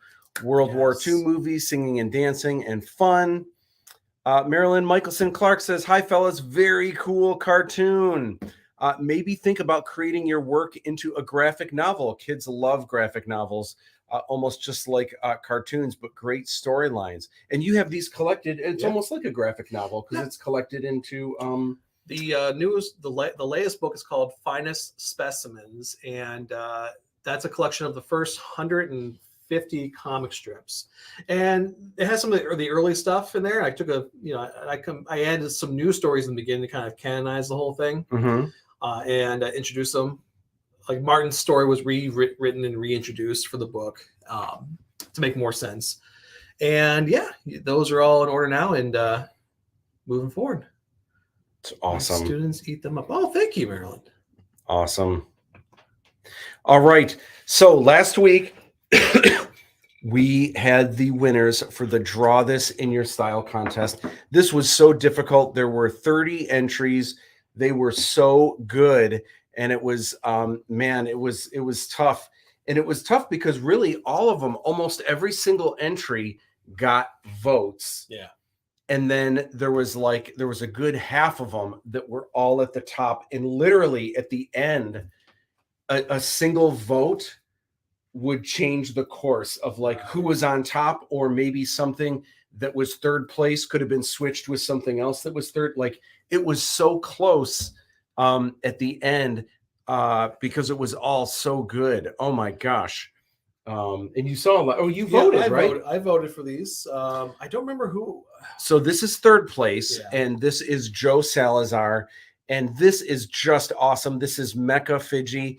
And the crazy thing about this, I mean, I would have voted for this no matter how this was done, but I didn't know, like, is this 3D software or something like this? And then like painted over. This is all iPad Procreate. And I'm like, what? Like that is really legit. Like just the building of pieces and stuff like that. I mean, it really looks structured. Yeah, like that's really, really cool. So awesome job on that, Joe, who took third place. Then, of course, there's Fijiana Jones and the Lamp of Wisdom. This is Joe Palazzolo, the fourth. And I absolutely adore this. I mean, first of all, the rendering is awesome. I love like the rendering, especially on the Lamp of Wisdom is really, really good.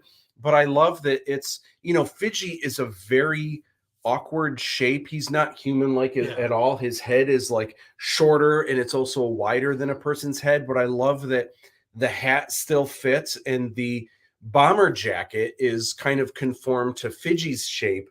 And you know what it needs though? What's that? It needs that radiating light coming down on the lamp. Oh, that's the only thing missing. When I was looking at this one, I go, "Oh, it's the only thing missing for me." You need that like little peak of light, like some dust particles, exactly, and, like light coming through. All right, but such a great idea, and it's totally Fiji. And then first place goes to Zandrea Rodriguez, who did this awesome Fiji, kind of going through like a cyberpunk, which is kind of, there are parts in the film, especially the second film, that feel a little bit more cyberpunk-ish, but I just love the light blue and the hot pink are just classic cyberpunk colors, and it just looks so cool. Everyone did such good jobs. It was so cool seeing what everyone did in their own style and finding different ways to make Fiji neat. This is actually acrylic. I thought this might be digital, but yeah, no, this is acrylic. No kid. Acrylic on illustration board, I believe. So awesome job on this. That always goes further for me. When I see something done traditional, just something about that, always feels it. I feel in my heart. Yeah. Fruit Loop says, congrats to the winners. And Fruit Loop, you did an amazing piece as well. And man, it was close. Boy, was it close. Just awesome. Just so cool to see. All right. So I wanted to talk real quick. I have a little bit of a surprise. And so this is the Red Star. This is the character that Tom plays. It's a character that wields two giant Chinese war swords. Justin Salazar says, congrats to all the winners. and Justin's brother Joe actually took third place. So you've got these two giant war swords, and then your character often has these Romos, which are like these killing machines that have like the double machine guns on their shoulders. Did you name them Ash Remix? That'd be awesome. AR. Gosh, there's sometimes there's AR4 two, and- sometimes there's one. There's usually a bunch, but in this case, they should be. Gosh, in the film, they should be named Ash and Raimi. So here is what's up. I've showed you guys before a little taste of what it's kind of like the minifig. It's not actual Legos, but they are block figures, and the pieces totally fit with Lego. They just don't actually say Lego on them. But your figure is awesome because you come with the two war swords, and your character comes with a Romo, one of these floating killing machines, which is just so rad. This minifig is amazing because I thought Fiji had the most pieces. When you include the Romo, this is actually 36 pieces that your character comes with. So here's what I wanted to do. This is what it looks like. This is what it looks like when you get your figure. It comes in a bag like this. I should probably turn on a light here. So Tom, I thought it would be fun. The only person that knows this, even remotely close to I do, would be you. So I wanted you to put one of these together to the best of your ability. Oh, I'm going to change this so you can't cheat and look at and look at this. But I wanted you to put together a. Well, it's definitely childproof. There we go. Oh 36 gosh. pieces. I don't think I've put together a Lego set ever. So this will be a real challenge. Well, Jay, I think I can confidently start with the head there. There we go. There we got head, shoulder. You might want to put the arms in first before you put in That the. makes sense. Oh, well, you give me tips already for me. Well, What's up with that? Oh, you saw it going bad right away. No, but if you wait until the end, then you'll have to take everything off. Does this piece go here? Oh, no, that would be a penis. That's not the arm. Shoot. They're going towards the front. You can tell by the feet which side is the front. Makes sense. Okay. Snap, crackle, pop. Can you talk and chew gum? Yeah. So looks good. You got that. The hands, you might want to put the hands in.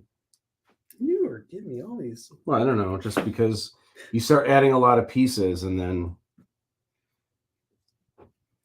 you got it. Oh, he's getting there. He's getting there. I had to change my oil today, man. I'm like, my hands are all messed up. I made a mistake of letting one of those shops change my oil last time in an emergency. Oh, he's got criticism. He's telling me no. Need that picture back. No, that's the Romo. That's the base. It's a little bit taller than that. Oh my god! Oh yeah, there's his feet. It's a little bit taller than that. You give me a minute. I'm gonna work my way back. All right. What? I'm working on it. I'm figuring it out. I don't need your whats. Shit. You're actually doing really well for not looking at a photo of it. So you guys will have, and I'll probably make videos for all of these. So when you guys get these minifigs, I'll show you like the best way to put them all together. So I'll be making some cool videos, but I just like to give my casting crew a hard time putting some of these together. You can see the steam coming out of his head there. Good. Oh yeah, that makes more sense. Oh, that's a great idea. Why didn't I do that? Oh, is that not it? No, but that's amazing. Gosh, I should have done that. Well, shit. That's a great idea. No. So that's the feet. Oh, that's the wrong guy.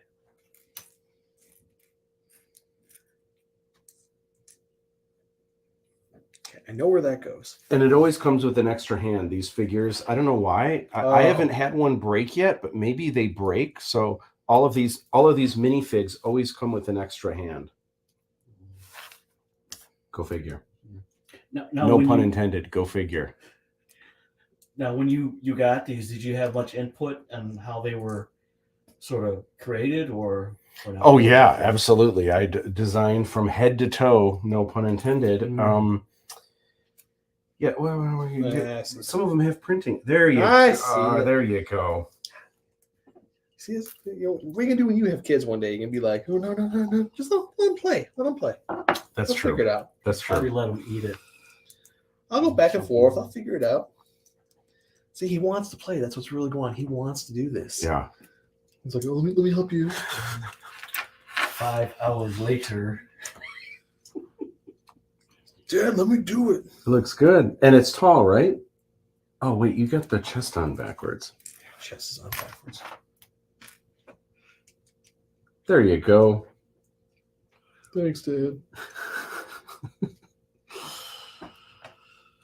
Good. Oh, I like the way you got the swords. I didn't think of having them that way when I took photos. That's a cool way to have them outward like that. I like it. Try to remember the back. I think I may have missed a piece in here. I don't know.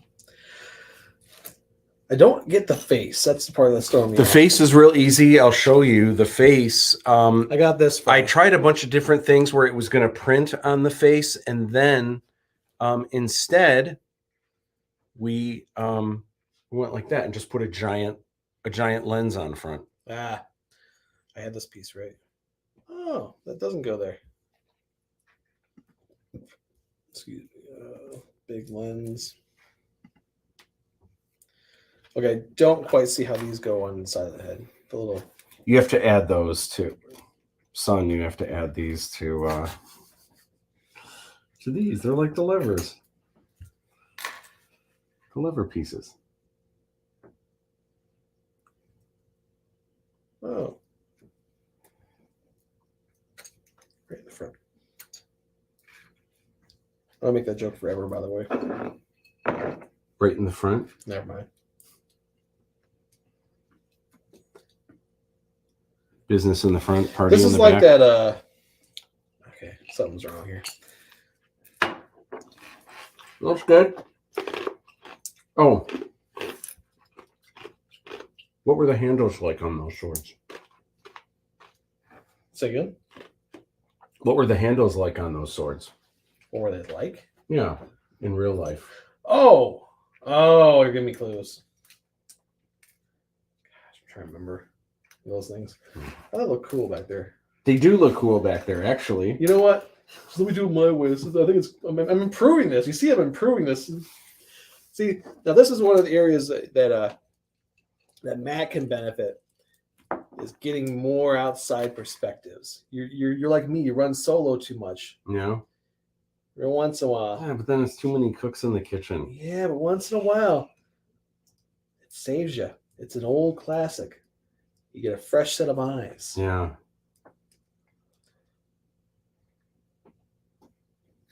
Something I tell the students all the time, and you can't run them without getting your peers to look at your work once in a while. That's good. These are just extra parts.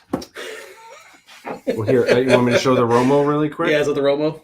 The rest so there? the Romo, Okay, as this goes through here. So nothing clips into the back here? Wait a minute, there's a piece missing. You must have stuck an extra piece in there somewhere. On Probably the his feet. legs. Oh, you made him extra tall. You said he was tall. That's compensating. He's tall, but he's not that tall. This goes here on the back. He's got the two like bazookas on either side of his shoulder. He's got the little head in front. He's got the glowing blue eye in front. Oh. This goes on the bottom like this 1x2. And this goes here. It's like invisible to hold that up. And then you get a bazooka here.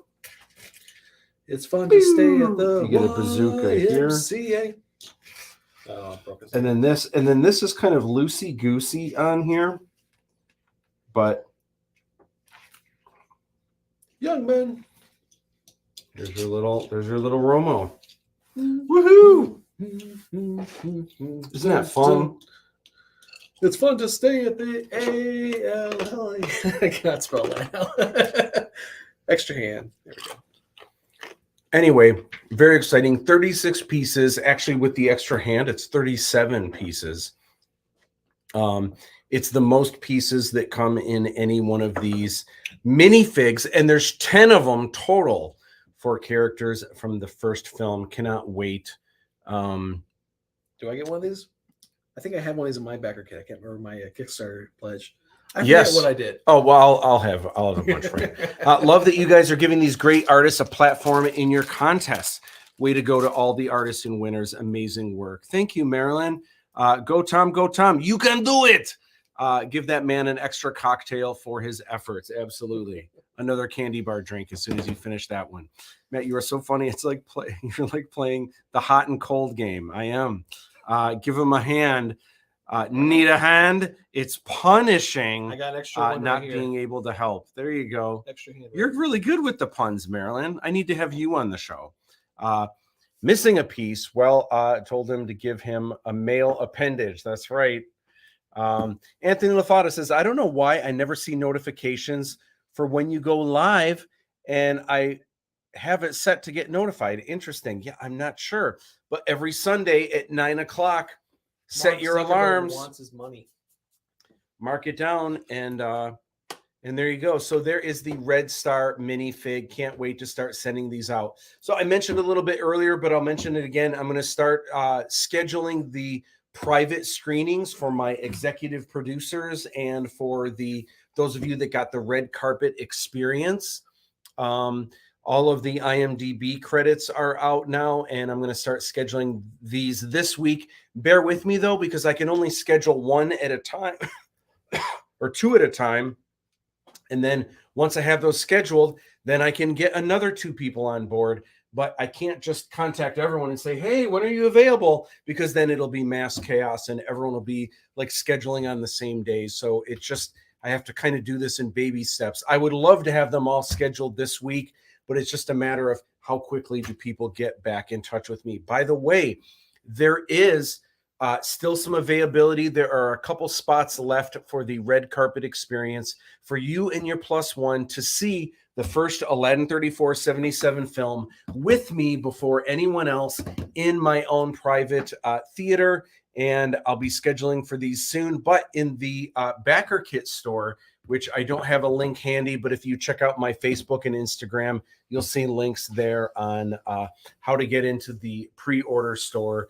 And there's a couple spots left where you can hang out with me and R2 and 3PO. Now, ballpark, when's that going to happen? It could happen as soon as this Friday is probably. It could be as soon as this Friday. So I'm going to try to do this on Fridays, unless there's someone that can't do Fridays. I'll figure it out. So it's this week. Then I believe next week is Good Friday, which is kind of a holiday. So that probably isn't going to work for a lot of people. Then the week after that, I'm out of town. Actually, I'm gone from like a Friday through that weekend. So I'll be here. Come on over. So I'm going to be out of town twice, but then after that, every Friday I'm available. So it'll be so it's going to be happening soon. It's just as a matter of how quick are you guys to respond, and are you available certain Fridays and everything. We'll get that worked out. All right, we need to talk about your next big thing, which is this game. You've been developing this game for a number of years. Oh, so long. And it's called One of Us. So walk us through. What is this? One of Us is the game I started developing with almost 6 months after Grim Request was released back in 2018, I want to say. Mm-hmm. I thought it was going to take me a year, and it did, technically. I have made 3 finished games and thrown them all in the trash. Okay. In this pursuit of an impossible perfection. So the game originally began as the concept was a haunted house or Yeah, a house that was haunted, and there were players investigating who were trapped in this house, and the rooms were like this big giant mechanical building that like the rooms would evolve and turn and spin like a labyrinth kind of thing. Mm-hmm. And one of the players in the game was possessed by a demon. And the early concept was you had to kind of navigate through the house and escape, but also you had to try and find out who was possessed and either exorcise them or leave them behind in the home and escape for your score and points and whatnot. And as I worked on it, as we talked about earlier, you'd be testing and then things just wouldn't work out right. So the game had a horrible first testing. It went on forever. It just didn't really come together quite the way I was hoping.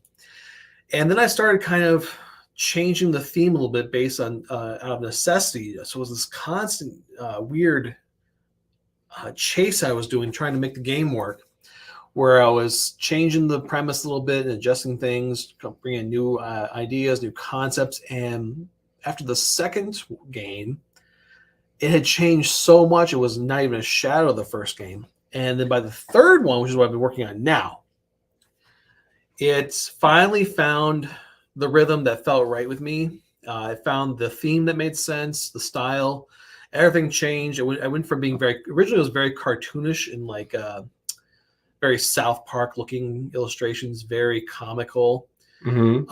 And I just realized it's not really, that wasn't interesting to me. I like things being graphic and gnarly and grotesque. That's just kind of where I'm comfortable. So the new game is still the same premise, but I went more sci-fi. I changed it up, and now it's influenced by movies like John Carpenter's Prince of Darkness, Mm-hmm. The Thing from John Carpenter as well, and Resident Evil, and The Last of Us video game.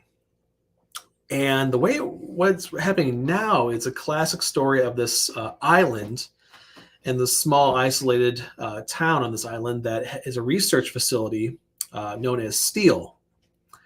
And the basic concept is they were working on an alien parasite that they were trying to create medicines and things from. But it basically your classic case of a big corporation, pharmaceutical company, playing with science, playing God, yada yada yada, created basically a parasite that infects the host and takes over their mind.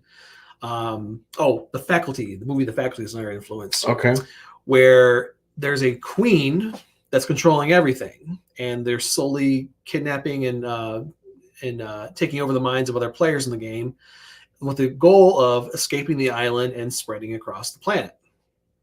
So you are on this planet that's locked down, and there's people, and there's these parasites have merged with people, plant life, animals, all kinds of things. And at certain stages of mutation, either turns them into grotesque monsters, or they remain normal looking, like in the case of humans, but they have a underlying agenda to sabotage. So in the game, each player receives blood samples, and you have those, you look at them yourself, but your players can't see them. There's a chance that no one's infected. There's a chance that multiple people can be infected. And there's a queen card as well. So there's a chance one player can be the queen host in the game, and your goal is to slowly, everyone gets their own objectives, and you have to complete those. And it's a 3-stage game. So the first stage, everyone has to complete their objectives. And along that time, people can become infected further, or people can be curing themselves. They can be working together. In stage 2, you would do cooperative things, which puts you at risk of being infected by a person who is secretly one of the possessed people. And the third stage is the escape. But the thing of the escape is you have to vote on who stays and who goes. And based on the performance, you kind of look at people who were doing shady things in the game, or maybe making odd choices. Perhaps they did things that maybe look like they sabotaged. There's rounds where like people can actually have to leave the room, and then like each player can come back in the room and make a move on a card. Oh my gosh. And they could actually, when you all come back, you can find out what the result is, but you don't know who did it. It can be, Okay. and the person can choose not to do anything at all. You can really, if you're a person who's possessed or like the bad guy, you can really play the innocent role and do nothing and convince everyone you're safe. But the objective in the game is when you at the end, you can either cure, fight, or leave behind the people you think are damaged. And then at the end, you all reveal who was infected, who wasn't, who was safe, who was cured, and you get higher scores based on your performance. So the game is you can live, you can die, but you get scores at the end. So that's kind of the overall perspective now. It's very stealth heavy too. You have to move through the environment. There's very little ammunition. There's going to be monsters roaming around, mini boards and full boards. You have to explore houses and buildings, and inside you have to like hide in things. You have to craft weapons that are silent, so you don't draw enemies to you. It's role based with a lot of based on like what kind of weapons you use. You'll roll to see how successful it was. So it's got some role playing elements. It's got some exploration and adventure elements. It's got some stealth to it. And it's finally the game I really, really like dreamt of making. Yeah. And it's taking all these things I love, and now it's just a point where I have to just sit down and finish it. Just finish the cards. Yeah. Make sure it works, tie all the loose ends together, test it, and then do all the artwork, because a lot of the artwork is temporary. Okay. I love this kind of like silhouette style I did with like all the monsters and things. It's like this just all 3-tone black and like highlights. Yeah. And the glowing goo, the big influence from John Carpenter's Prince of Darkness is they vomit up this bile to take you over. Yeah. I love it. There's this one card where when you infect somebody, it's literally my wife vomiting in my mouth, like as the card. Oh my gosh. This green goo. It's a great scene in the John Carpenter's Prince of Darkness film, but they do that. I'm like, that's awesome. Yeah. That's how the devil possessed people. Oozy. Yeah. Dave Todd says, clever mechanics, toss them all out the airlock, Battlestar Galactica style. See, that's how they solve everything in space, out the airlock. I love it. That's my favorite one. It's a bear, but the parasites are growing out of them and tentacles growing. It's just fun to draw things gnarly and gross, and I like things to be just wet and drooly. Love it. This is the new board. So this is the board. So this is an actual board, mm-hmm. and then this is like players can like move around and so stuff like that. There's no artwork on this one right now. It's just kind of circles and squares, kind of just lay it out temporarily. Mm-hmm. Those lines are where you'll see the monsters that are populated on the game at the start will move on those tracks. Mm-hmm. So you have to try and navigate around them. And in some cases you're gonna have to fight. Sometimes you can lure them away with like noises and stuff, whatever you want to craft. You can use your crafting material to craft ammunition. You can use it to craft lures and play the game in your style, whatever you think is more beneficial. I think I've created the game to be more beneficial to not fight, because fighting gets ugly quickly. Yeah. And in this game, you only have you can die twice. There's before death, you'll have a drone strike come in that'll come save you and then return you to the infirmary. Eric Steele, the Aladdin actor, he's a character in this game too, out of dumb luck. His last name worked as a perfect acronym for the company. Okay. Steele, Steele. Yeah. And I forget what it's called. It was like strategic, technical, I can't remember anymore. It was so long ago, but it worked beautifully. I used him in that video I sent you for that I shot last year, where it's the concept that he's a mad scientist and he was sending out people to get him material. That's the first stage of the game, is he sends you out on errands. So those are your quests you'll have to complete. So everyone gets a card with like a quest. You have to go to a certain building, a certain event, collect things, bring it back to him, and he'll give you a pass to get out. Love that. So I use Eric in the video. I'm like, Eric, you're actually good for this character. So I drew him into a mad scientist costume, and he's on the board for that portion right now. Is that video available for people to see anywhere? Yeah, if you go to the Martian Inc. Facebook page, it's down there, like 10 posts or so. It's okay. Yeah, because I saw that. That was awesome. I had never seen that before. Oh yeah, it's like an all POV shot kind of thing, which is me and him. Yeah, we shot him apart. One of your old Aladdin sets, I think, in the basement there too. We just half of it up and used it. Yeah, very, very cool. So what's this? That's that's one of the buildings you'll enter. So when you go inside there, there's one for each building. A path you'll go through. Yep. Okay. So this is a mini board you'll put in front of yourself. You can put your character on it when you enter a building, and there's a big monster roaming around there. And the idea is to try and sneak around them to get to the things you need. In this case, it might have like a specific weapon piece or material research data, things like that. Okay. That you'll collect. Oh, parasites. That's something you have to collect as samples. So there's like a parasite there. And then you'll have to collect those and bring them back to the scientist so he can wrap up his research. So in this case, that's what you have to get in that room. So the spider, Goliath, is going to be roaming around. Yeah. And you'll be turning over tension cards too, based on how many moves you make. and you'll turn those over. It'll tell you if you made noise or not. And you'll keep shuffling those, and there's like 6 cards. Does it make noise when you shuffle the cards? No. But when you turn them over, for every step you take, it'll tell you like, okay, it was all clear. Or if you get too many yellow cards, then another monster will populate in your direction. My gosh! And you may have to fight your way out. It's like it's making me anxious. I want to play. It's really cool. Yeah, it's coming along. I love this was the concept art here. The little girl, her name's Alice. She's in the game in 3 stages of infection. The game has multiple endings, multiple storylines too. So it has a lot of replayability. It has its own little graphic novel to it where you can kind of, based on what choices you make, it's kind of choose your own adventure kind of thing. It'll take you to a different part in the book, and you can flip to that and find out what happened.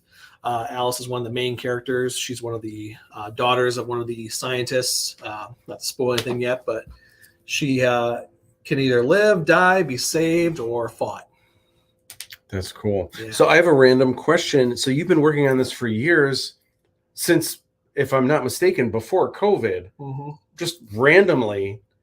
COVID really slowed it down.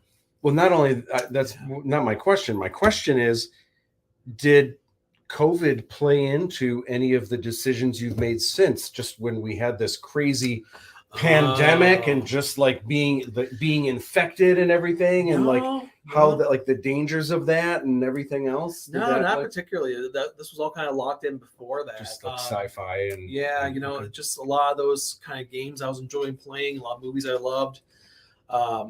That guy there, the Axes, Eddie is his name. That's one of my favorites too. I just love just like you can tell the way he's moving. He's just I can hear a sound in my head. I just love it. All those little worms sticking out of him, and but yeah, I was pretty much ready to go, and then COVID. The real problem with COVID was I just stopped. You can't test it. I used to rely on my friends to come over and have a game night. We'd put the thing out, and I would print it all up and assemble it and build it and go, hey, we're having a test run. We play a couple games to warm up.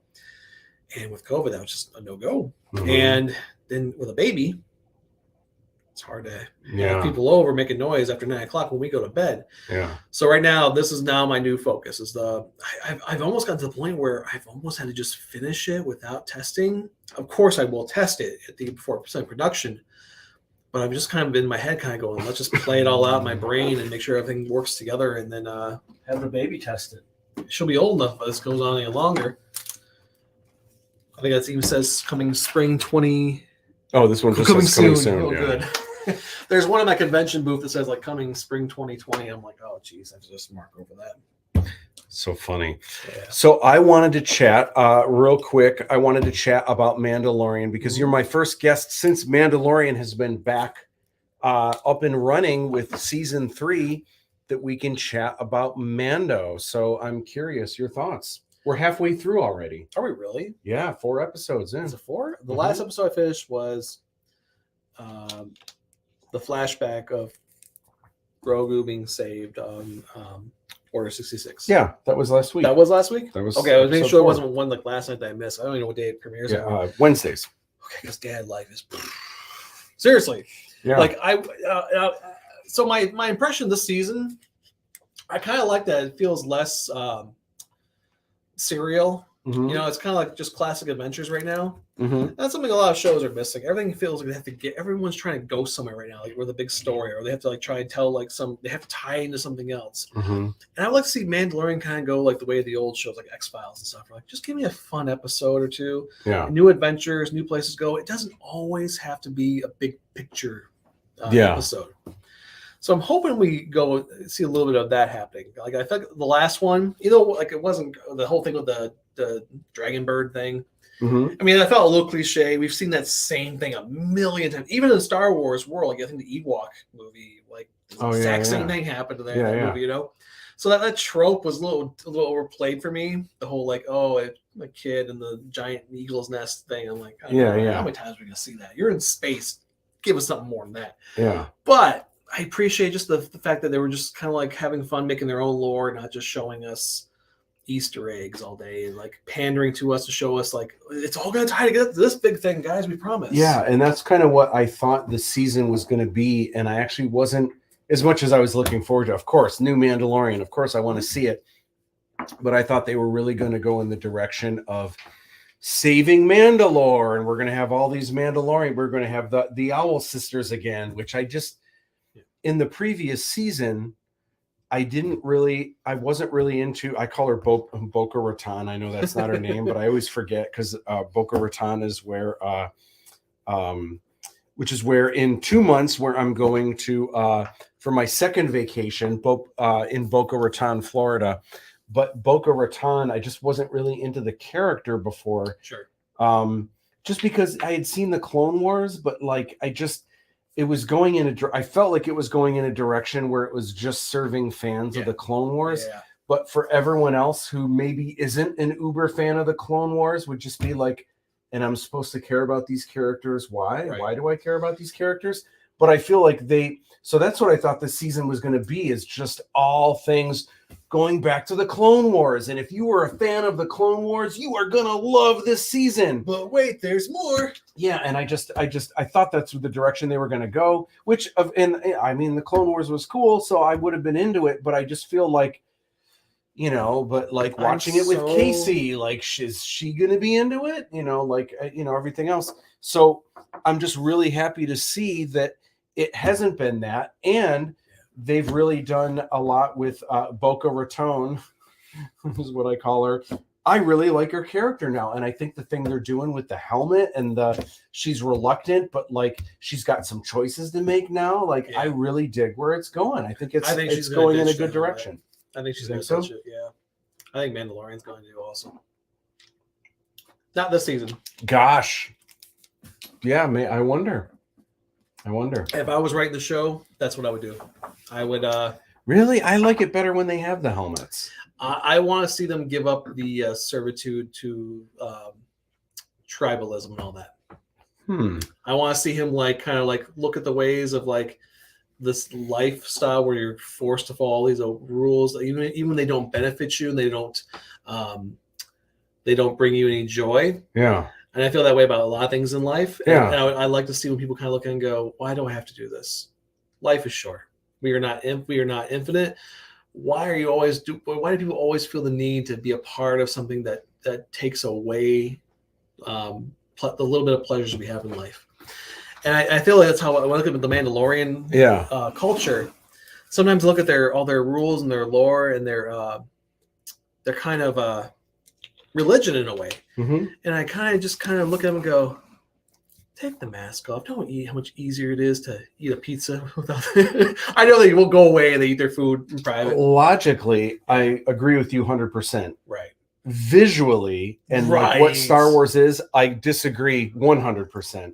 Just because when you think of Star Wars, and even in the beginning of even Disney Plus, whenever you watch a Disney Plus show and it goes and it shows a robot head, it shows a Boba Fett head, it shows a Stormtrooper head, it shows a Vader head. They even used to do back in the day, they used to do tours, and they used to call it the Men Behind the Mask, where they had Chewbacca and they had C-3PO.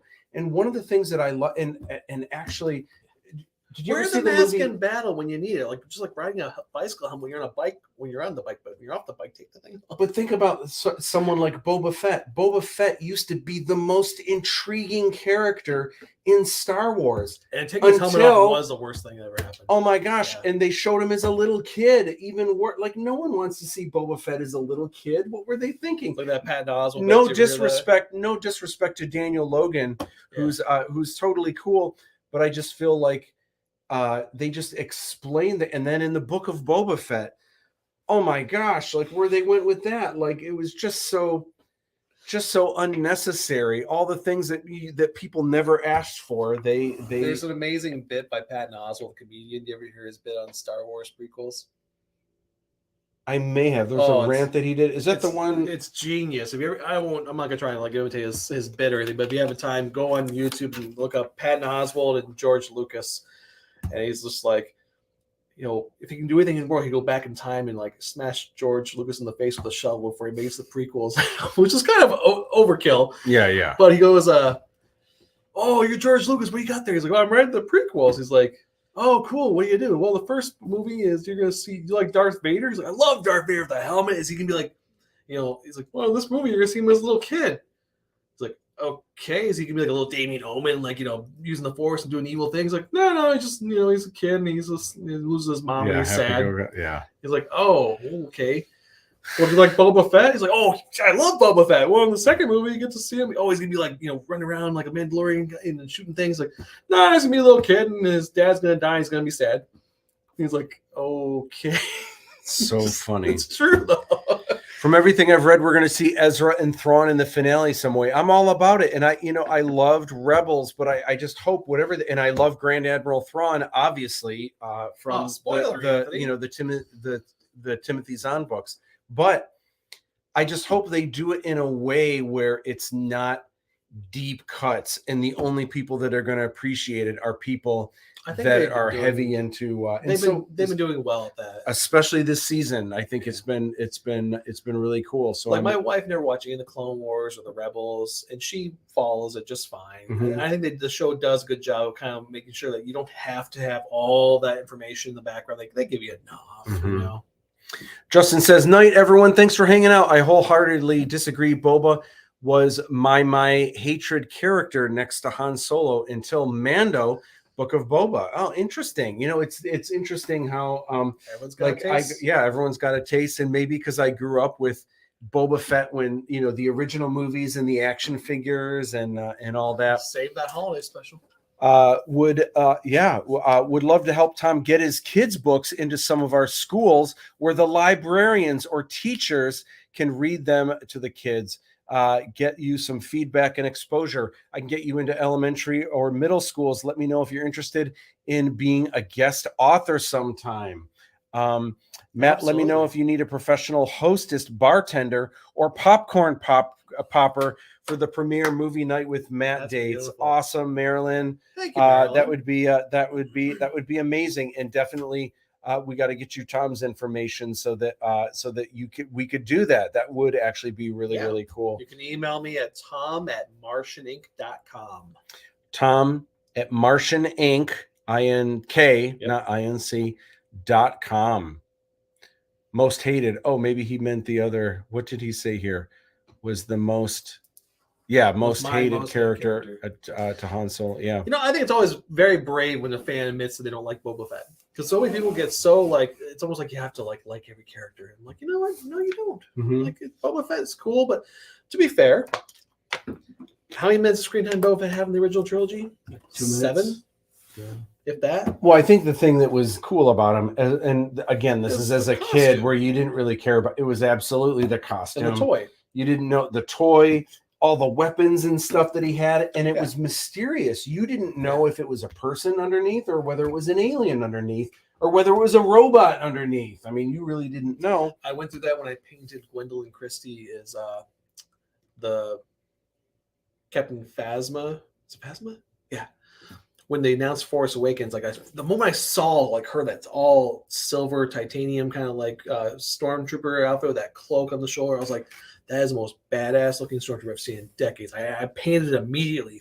And I knew Gwendolyn Christie was cast, so I was like, I want to do a portrait of her behind it. So I did this portrait of her silhouette behind with the First Order flag and Phasma walking. And then after I painted, I'm like, oh shoot, what if she's an alien or something? She's just doing the voice, or they mangle her face up or something underneath. I'm like, thank God when they showed her face file, she was all human. I'm like, yes, it still works. It's canon. My painting's not ruined. Because for a long time, if you search Captain Phasma, my painting came up #1 on Google. That's awesome. For a brief time, I jumped on the gun, the day the thing premiered. That's awesome. Not anymore, but people have stolen the artwork. I don't like Harrison Ford, so any character he plays, I automatically hate. Wow, including Indiana Jones. Really? Oh yeah, I think I have talked to Anthony that he's not. What about I love his President movie, the Air Force One. Oh, the Air Force One. It's an awesome movie. Get off my plane! Come on, him and Gary Oldman. All right. Gary Oldman? That movie? Was it? It might be. I don't know. I saw it once, way back it's a when great when movie. it came out. That's my president. Next week, The live stream lounge will be back once again. Matt, you knew that when I did the shoot with you. Yeah, that's right. That you're not a fan of Harrison Ford. We'll be back next week on the live stream lounge, always on Sunday nights at 9 p.m. EST. This week, don't forget, on Tuesday, I'll be dropping a new video on Star Wars puzzle sketch cards, so be sure to check that out. And also for those of you executive producers, once I get through the executive producers, the red carpet experience, peeps, thank you guys so much. I'm going to start scheduling those this week. Bear with me. I can only schedule 2 at a time. And once I have those, I can go to the next people, but it's just waiting to hear back from people and trying to get those schedules together. But I'm looking forward to it, possibly this Friday being the first one. You guys are amazing. Tom, real quick before we jet, I wanted to share, or I wanted you to share, where can people find you, and where can they find your projects? Well, it's always a tough question. My best recommendation is to visit martianinc.com or savageillustrations.com. Those are my 2 primary websites where everything links together. Excuse me. So yeah, martianinc.com. You might have to tap to. Oh, you got it? Oh. Yep. There we are. There it is. And Savage Illustrations for my illustration work. Absolutely, Tom. Matt knows I love to help out great people. She sure does get their work in the hands of our kids. You guys are amazing influences to the kiddos. Thank you so much, Marilyn. Bye, guys. And then last but not least, do you have advice for people that are looking to get into art, that are looking to get into movies, that are looking into getting into children's books, that are looking into getting, like, everyone's got great ideas for games and board games and stuff. What's your advice? I live by one word: sacrifice. Put down the video games, put down the distractions, get an education, and develop skills. That's really the I think is the pyramid of success. It's great to have those things and distractions, but nothing sucks up time more than people who just, as you mentioned, you have ideas, but you don't do them.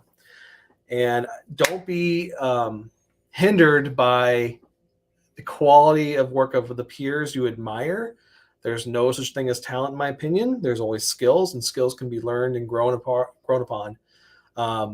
I've never met a prodigy in my life that just picked up a paintbrush and killed it right away. It's years of study and years of developing skills. If you find that you have plateaued, get more education. Simple as that. Good advice. Great advice. I would say the same thing. Absolutely.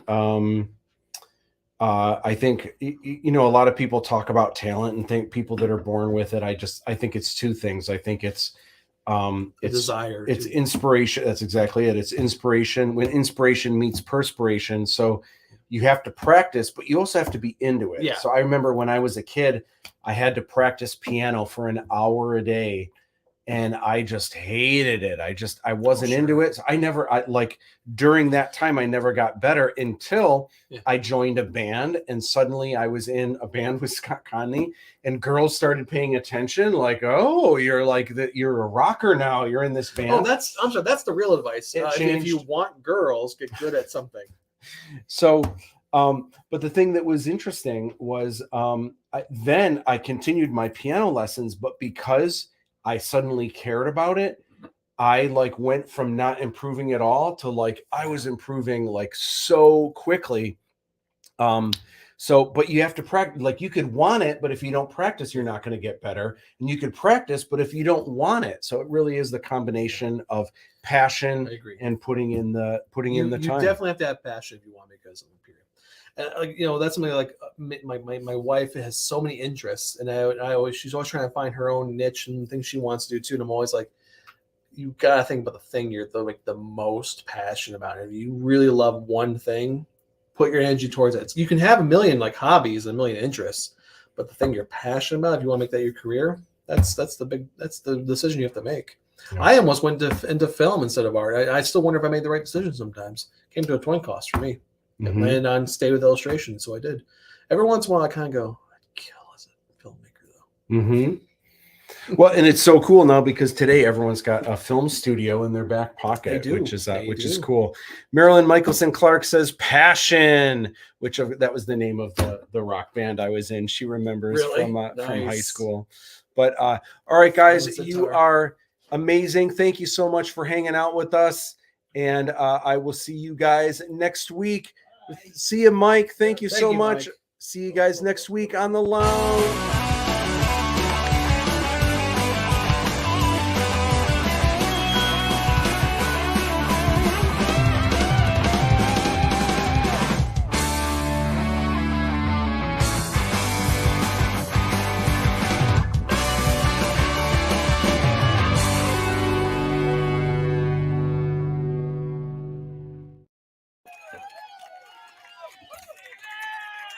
See you guys.